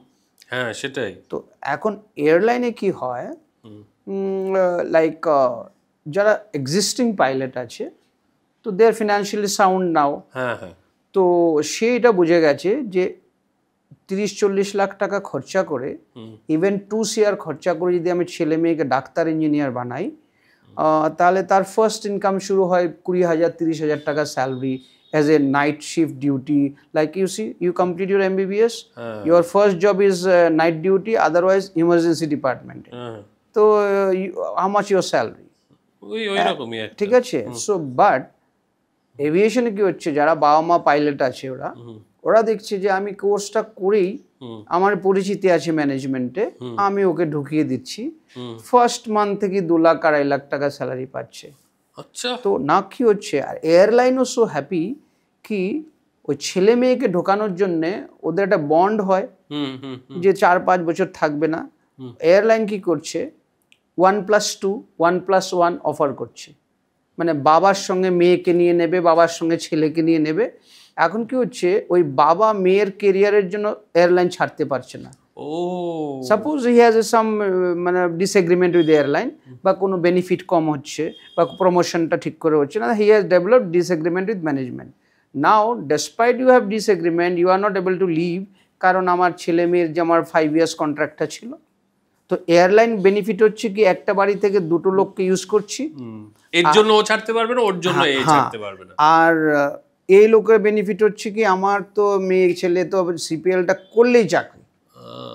এইটা করে কি হচ্ছে, middle class lower middle class ফ্যামিলির ছেলে মেয়েরা যে অ্যাসপায়ারিং ক্যান্ডিডেটগুলো, ওরা 30% মানে অকুপেন্সি হয় আর কি, 70% ওই মহলেই আর কি। তাহলে ওই 1+1 এর মতো করে তখন এটা হয়ে যাচ্ছে। তার মানে যে সমস্ত ছেলেদের সেরকম, এটা বিরাট নেপোটিজম আর কি। হ্যাঁ, এক্সট্রিম মানে ইউ আর ভিজিবল, সব কিছু দেখা যাচ্ছে এটা, but you cannot do anything. মানে হাউ মাচ, সাপোজ আমি ত্রিপুরার ছেলে, born and brought up Tripura, আমি 95-এ ত্রিপুরা থেকে আগরতলা থেকে বেরিয়েছি।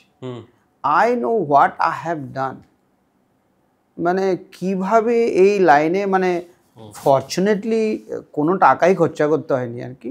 মানে সেটা মানে I have done my course, government of India scholarship পেয়েছিলাম। ও আচ্ছা।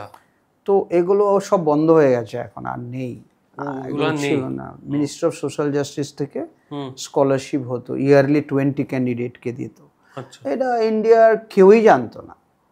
আচ্ছা, মানে আমি যত ক্যান্ডিডেটের সাথে ফ্লাইং স্কুলে দেখা হয়েছে, দে ওয়াজ সারপ্রাইজ, মিলতা কাহা সে, এরকম। বাট ওই ফ্লাইং স্কুলে গিয়ে দেখেছি সবই অমুক পাইলটের ছেলে, অমুক পাইলটের মেয়ে। আচ্ছা, ওখান থেকে you will start facing nepotism. মানে চিফ ফ্লাইং ইনস্ট্রাক্টর বা you take it as a principal of any academy, ওখান থেকেই ওই এয়ারলাইন পাইলট, অমুক এক্সামিনার, অমুক ইনস্ট্রাক্টর ফোন এসে যাবে, মেরা বেটা গয়া হ্যায়। তো you are sitting entire day flying, একটা হাফ অ্যান আওয়ার স্লট আমাকে দেবে, you will sit down, but ওই পাইলটের ছেলের ফ্লাইংটা হয়ে যাবে আর কি। কারণ ওর সঙ্গে কমিটমেন্ট হয়ে যায় যে 2 মাসে 200 ঘন্টা হয়ে যেতে হবে, বা 4 মাসে 200 ঘন্টা করে দিতে হবে। হ্যাঁ, তো এইরকম টাইপ বিষয়টা। তো ওখান থেকেই আমি দেখলাম যে এইভাবে তো হবে না। দেন হোয়াট আই হ্যাভ ডান, আমার একটু কি হয়েছিল, ওই করবই টাইপ আর কি, যে ছোটোবেলা থেকে একটু মানে ডেয়ারিং মেন্টালিটি ছিল, যে লাইফ তো একবারই আসে, এই লাইফে না হলে আর হবে না। তো হোয়াট আই হ্যাভ ডান কি, নিজে থেকেই গভর্নরের সাথে দেখা করা, একটা রেপো তৈরি করা, সিপিএল কমপ্লিট করে গিয়ে ওনাকে দেখা করা। হ্যাঁ, ভাবলাম ছোটবেলা থেকে এগুলো মাথায় চলে এসেছিল, যে কোথায় কি বললে কি কাজ হবে। দেখলাম যে বাড়ির সামনে এমএলএ কে বললে দিল্লিতে চাকরি হবে, এটা সময় নষ্ট হবে। এইটা ওই গভর্নর দিল্লি থেকে রিপ্রেজেন্টেটিভ থাকে স্টেটে, he is the only guy who is well connected with the centre, ওর মুখের দামটা থাকবে। আর অর্ডিনারি পার্সনকে তো গভর্নর বানায় না কোথাও স্টেট। তো ভাবলাম ওখানেই দেখা সাক্ষাৎ করতে হবে আর কি, আর নিজের প্রবলেমটা বলতে হবে, নিজের অ্যাসপিরেশনটা বলতে হবে। Then luckily I have been addressed by those people serious in nature. আচ্ছা, এবং ওদের রিকমেন্ডেশনেই চাকরি পাওয়া, বা ফার্স্ট অ্যাটেমে স্কলারশিপ পাওয়া, ফার্স্ট অ্যাটেমে জব পাওয়া। মানে আমি তো সিপিএল কমপ্লিট করেছি, উইদিন 2 months 3 months জব পেয়ে গেছি। তাই? বাট আমি জানি আমার ব্যাচমেট 95-এ সিপিএল করেছে, আমার সঙ্গে 2005-এ চাকরি পেয়েছি, 2006-এ। এতদিন পরে? ইয়েস। তার মানে তো মানে সাধারণ, ধরুন আপনি পেরেছেন, যে পারলো না সে তো মানে ডিপ্রেসড হয়ে যাবে। আমার সামনে এক্সাম্পল, এই যে বললাম 95-এ কমপ্লিট করেছে, তো 11 years পরে চাকরি পেয়েছে। সো লাইক দিস, মানে মিডল ক্লাসের জন্য হেভি রিস্কে। আচ্ছা, বাট এখন কি হচ্ছে, অ্যাসপিরেশন লেভেলটা যদি টপ অফ দ্য নচে থাকে, কিছু ওয়ে আউট আছে। Suppose you complete your CPL, now you are not desperate কি আমি ডিপ্রেশনে চলে যাবো এয়ারলাইন না ঢুকতে পারলে, then you have visibility. Like এত ফ্লাইং স্কুল আছে, ওখানে অ্যাসিস্ট্যান্ট ফ্লাইং ইনস্ট্রাক্টরের চাকরিটা পাওয়া যায়। হ্যাঁ, স্যালারি কম হবে, but still you are flying, your hours build up হচ্ছে, you are teaching student instead of sitting idle in home, but you are flying, you are training, নিজেরও এডুকেশনটা বাড়ে, একাডেমিক এক্সেলেন্সটা বাড়ে, and you remain in the flying. আর ফ্লাইংটা তো এরকম everyday you learn something different, new stuff, weather সম্বন্ধে নতুন ওয়েদার ডেভেলপমেন্ট, হ্যাঁ, ট্রেনগুলো, ট্রাফিক, ইমার্জেন্সি। তো you keep flying, you will handle different situation regular basis, তাই না? তো এটা অনেক সময় লার্নিং প্রসেসই থাকে এভিয়েশনটা আর কি, ফ্লাইং লাইফটা। সো তাহলে স্কিল ডেভেলপমেন্ট হচ্ছে, অ্যান্ড অনেক ভ্যারাইটি অফ লোকের সঙ্গে দেখা হয়। তো এই করতে তো অনেক সময় দেখা যায় কি কর্পোরেট লাইনে জব পেয়ে যাচ্ছে, আদারওয়াইজ দেন ফ্লাইং ক্লাবে অ্যাসিস্ট্যান্ট ফ্লাইং ইনস্ট্রাক্টর থেকে এরপরে এফআই হতে পারে, ফ্লাইট ইনস্ট্রাক্টর হতে পারে, ফ্লাইট ইনস্ট্রাক্টর ইনচার্জ হতে পারে, অটোমেটিকলি স্যালারি 1-2 লাখ টাকা হয়ে যায়। এখন তারপরে ওখানে প্রায় 2000 ঘন্টা এক্সপিরিয়েন্স হলে ও ডিজিসিএ এক্সাম কন্ডাক্ট করে, then he can appear for chief flying instructor exam. তো দ্যাট ক্যান্ডিডেট অটোমেটিকলি তখন এখনকার চিফ ফ্লাইং ইনস্ট্রাক্টর যে কোনো ফ্লাইং স্কুলের স্যালারি 7-8 লাখ টাকা পায় monthly. Yes. So now it is not less than airline job. So and better even I must say, because airline ki hoy, you have to follow schedule like transporter kind of, because passenger niye jawa A to B. But when you think about flying school, you are feeling like a teacher, you are like a principal of the school. All student, all aspiring candidate pilot are telling all sir শুনতে ভালো লাগে। But এভিয়েশনে তো মানে CEO নাম ধরে রাখবে, cabin crew নাম ধরে রাখবে, নতুন একটা কর্পোরেট কালচার এসছে। আগে এভিয়েশনে মানে পাইলটদের একটা রেসপেক্ট ছিল, ডিফারেন্টলি ক্যাপ্টেন স্যার তো একদম মিনিমাম, একটা সুন্দর একটা প্রোফাইল ডেকোরাম ছিল। এখন হয়ে গেছে এইচআর এর মাধ্যমে এটা ওই কর্পোরেট বলে তো আইটি ইন্ডাস্ট্রি টাইপ আর কি, নাম ধরে রাখে, এভরিবডি নাম ধরে রাখে, but they encourage those things. এইটা করতে গিয়ে কি হয়েছে, in a way they are teaching you crew resource management, কি how betterly you need to be coordinated to each other, all employer need to be respected. হ্যাঁ, তো এটা করতে গিয়ে এটা করলো, ঠিক আছে, নো প্রবলেম, টিম ওয়ার্ক। আবার এখানে বলছে টিম লিডার, সিআরএম বলে ক্লাস্টার্স হয়, ওখানে তোমার একটা বলবে টিম ওয়ার্ক, আবার বলে team leader, develop your leadership attitude. এটা কমান্ডারকেও বলছে লিডারশিপ অ্যাটিটিউড, কো পাইলটকেও বলছে, কেবিন ক্রুকেও বলছে, সবাইকেই বলছে develop your leadership. Now so many leaders inside the airplane, understood? Because you are not telling commanders only you be develop leadership attitude, you are not telling co-pilot you developed semi leadership attitude, second in command, and you are not telling cabin crew develop third in command leadership attitude when they do training. সবাই captain হয়ে যায়, সবাই leadership, now everybody wants to give decision, understood? মানে but HR thinks they are doing best, কারণ কি ওই সব CRM এর বিভিন্ন মানে বিদেশে বিভিন্ন প্রোগ্রাম ক্যাসেট মডিউল আছে, তো ওই সব মানে ফলো আপ করবে, না we are doing great. So sometimes I feel surprised. I used to ask my cabin crew, I used to ask my senior trainers, so many times even ask my examiners and instructor, sir, you developed leader attitude? So yes, so I am also leaders, you also leader. Apniyo leader, amiyo leader. Now among leaders, it is not parliament house to fight each other. I am also member of television এর সেই news চ্যানেলে ঝগড়ার মতো হয়ে যাবে, সবাই কেউ কারুরটা শুনবে না। I said यार কমান্ডার কে বলো লিডারশিপ নিয়ে, তুমি কোপাইলট কে বলো in case your commander is not doing great, তাহলে এরপরে তোমার লিডারশিপ স্কিলটা কি করে এক্সারসাইজ করবে, you need to know all this. এবার আমাকে বলুন, একজন পাইলট যিনি ডোমেস্টিক ফ্লাই করেন, তিনি মোটামুটি মাস গেলে কিরকম রোজগার করেন? ডোমেস্টিক পাইলট আলাদা আলাদা সেগ্রেগেশন আছে পজিশন অনুযায়ী। যারা লাইন পাইলট থাকে, যেরকম কো পাইলট, ইনিশিয়াল চাকরি পাওয়ার পরেই ওর মোটামুটি জুনিয়র কো পাইলট এখন 2 লাখ টাকার মতো মান্থলি স্যালারি আছে গ্রস। তো ওর যখন একটু 1000 ঘন্টা 1500 ঘন্টা হয়, আর একটা লাইসেন্স অ্যাপ্লাই করতে পারে ওরা, ওটাকে বলে air transport pilot, ATPL licence বলে। ওইটা অ্যাপ্লাই করলে তো এডিশনাল একটা স্যালারি ইনক্রিমেন্ট হয়, তো ওটা মোটামুটি ওই 4,75,000 টাকার মতো, against of 70 hours contract monthly, 70 ঘন্টা কন্ট্রাক্ট। আচ্ছা, এইবার এটা যখন কমান্ডার হয়ে গেল, প্রমোশন পেয়ে ওই রাইট সিটে প্রথম ফ্লাই করবে, এরপর লেফট সিটে আসবে, ককপিটে 2টো সিট থাকে, রাইট সিটে লেফট সিটে। তো এখন আগেকার সময় এরকম ছিল, এই commander A co pilot, but flying এর সময় এখন স্কিলটা এরকম করে ডেভেলপমেন্ট করতে হয়, ইভেন কো পাইলটকে কমান্ডারের মতোই সমস্ত অ্যাক্টিভিটি জানতে হবে, তাহলে you will be released as a line pilot. মানে এটা তখন এখন সিস্টেমটা হয়ে গেছে pilot flying, pilot monitoring.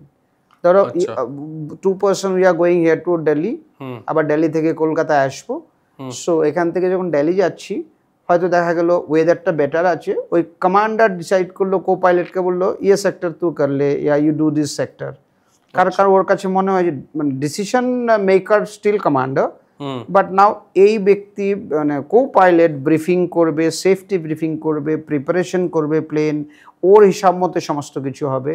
Now he will address to passengers মানে for the flight, then he will take off, landing, everything will do.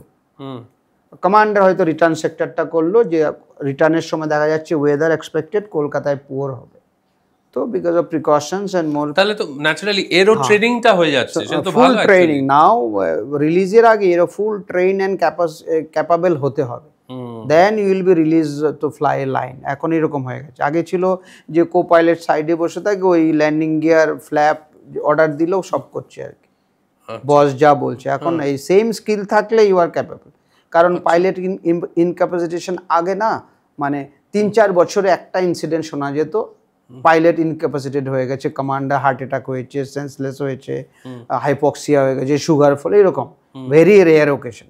এখন মানে এত স্ট্রেসফুল হয়ে গেছে ফ্লাইংটা, মানে উইকলি 6 days ফ্লাইং করে সবাই, তো র্যান্ডম উইকলি 6 days ফ্লাইং করছে, 5 days তো মিনিমাম, তো যে কারণে আলটিমেটলি কি হচ্ছে, স্ট্রেস লেভেল বাড়ছে, বা airline not agree to accept that কি স্ট্রেস বাড়ছে। ও একটা সফটওয়্যার নিয়ে আসবে, এসে ক্যালকুলেশন করে দেখিয়ে দেবে যে এত এত ঘন্টা করলে মানে অ্যালার্টনেস লেভেল খুব অপটিমাম থাকে, স্ট্রেস হয় না, অতএব স্ট্রেস হয়নি। আচ্ছা, ও ডিসাইড করে ও হিসাব করে যে আমি এত ঘন্টা রোস্টার করেছিলাম, এখন তুমি কেন বাড়িতে ঘুমাওনি, তোমার কেন বাচ্চা অসুস্থ ছিল, মা বাবা অসুস্থ ছিল, উই ডোন্ট কেয়ার। আমার কাছে হচ্ছে কি আমি এত ঘন্টা তোমাকে ফ্লাইং করিয়েছি, এত ঘন্টা পরে বাড়ি চলে গেছে, তোমার স্ট্রেস থাকার কথা না, ওই সফটওয়্যার বলেছে, আন্ডারস্টুড?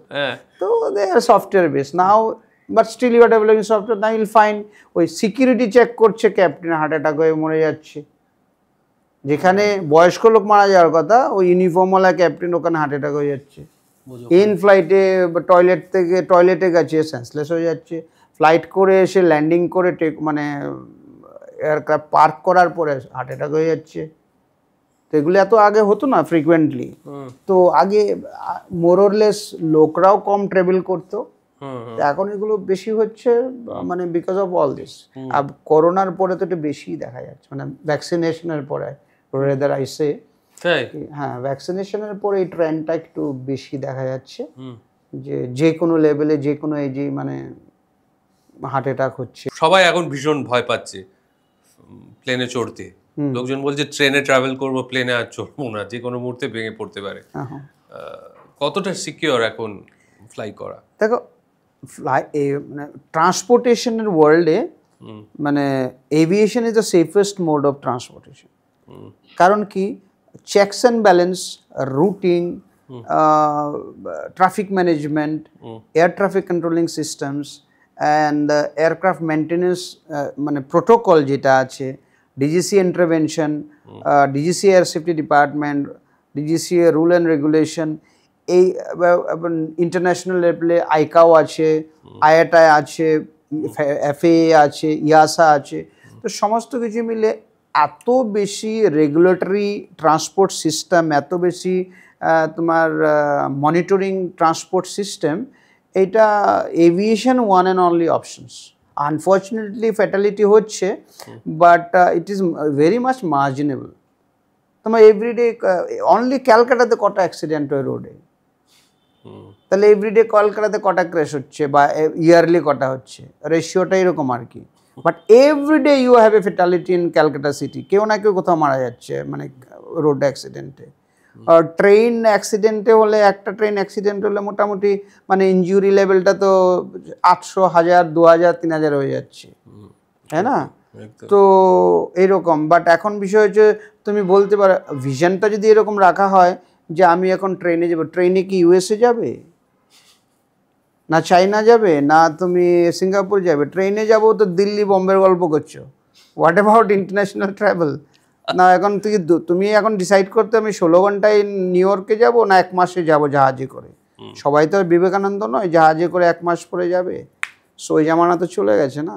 তো এখন তো ইম্পর্টেন্ট হচ্ছে যে you need to go fast, you have a assignment, you have a project, করতে হবে না। ওকে, অন দ্যাট নোট আমরা আজকের পর্ব এখানেই শেষ করছি। আমরা সবাই বাকি ভারতবাসীর মতো অপেক্ষা করছি অ্যাকচুয়ালি কী ঘটেছিল সেটা জানার জন্য।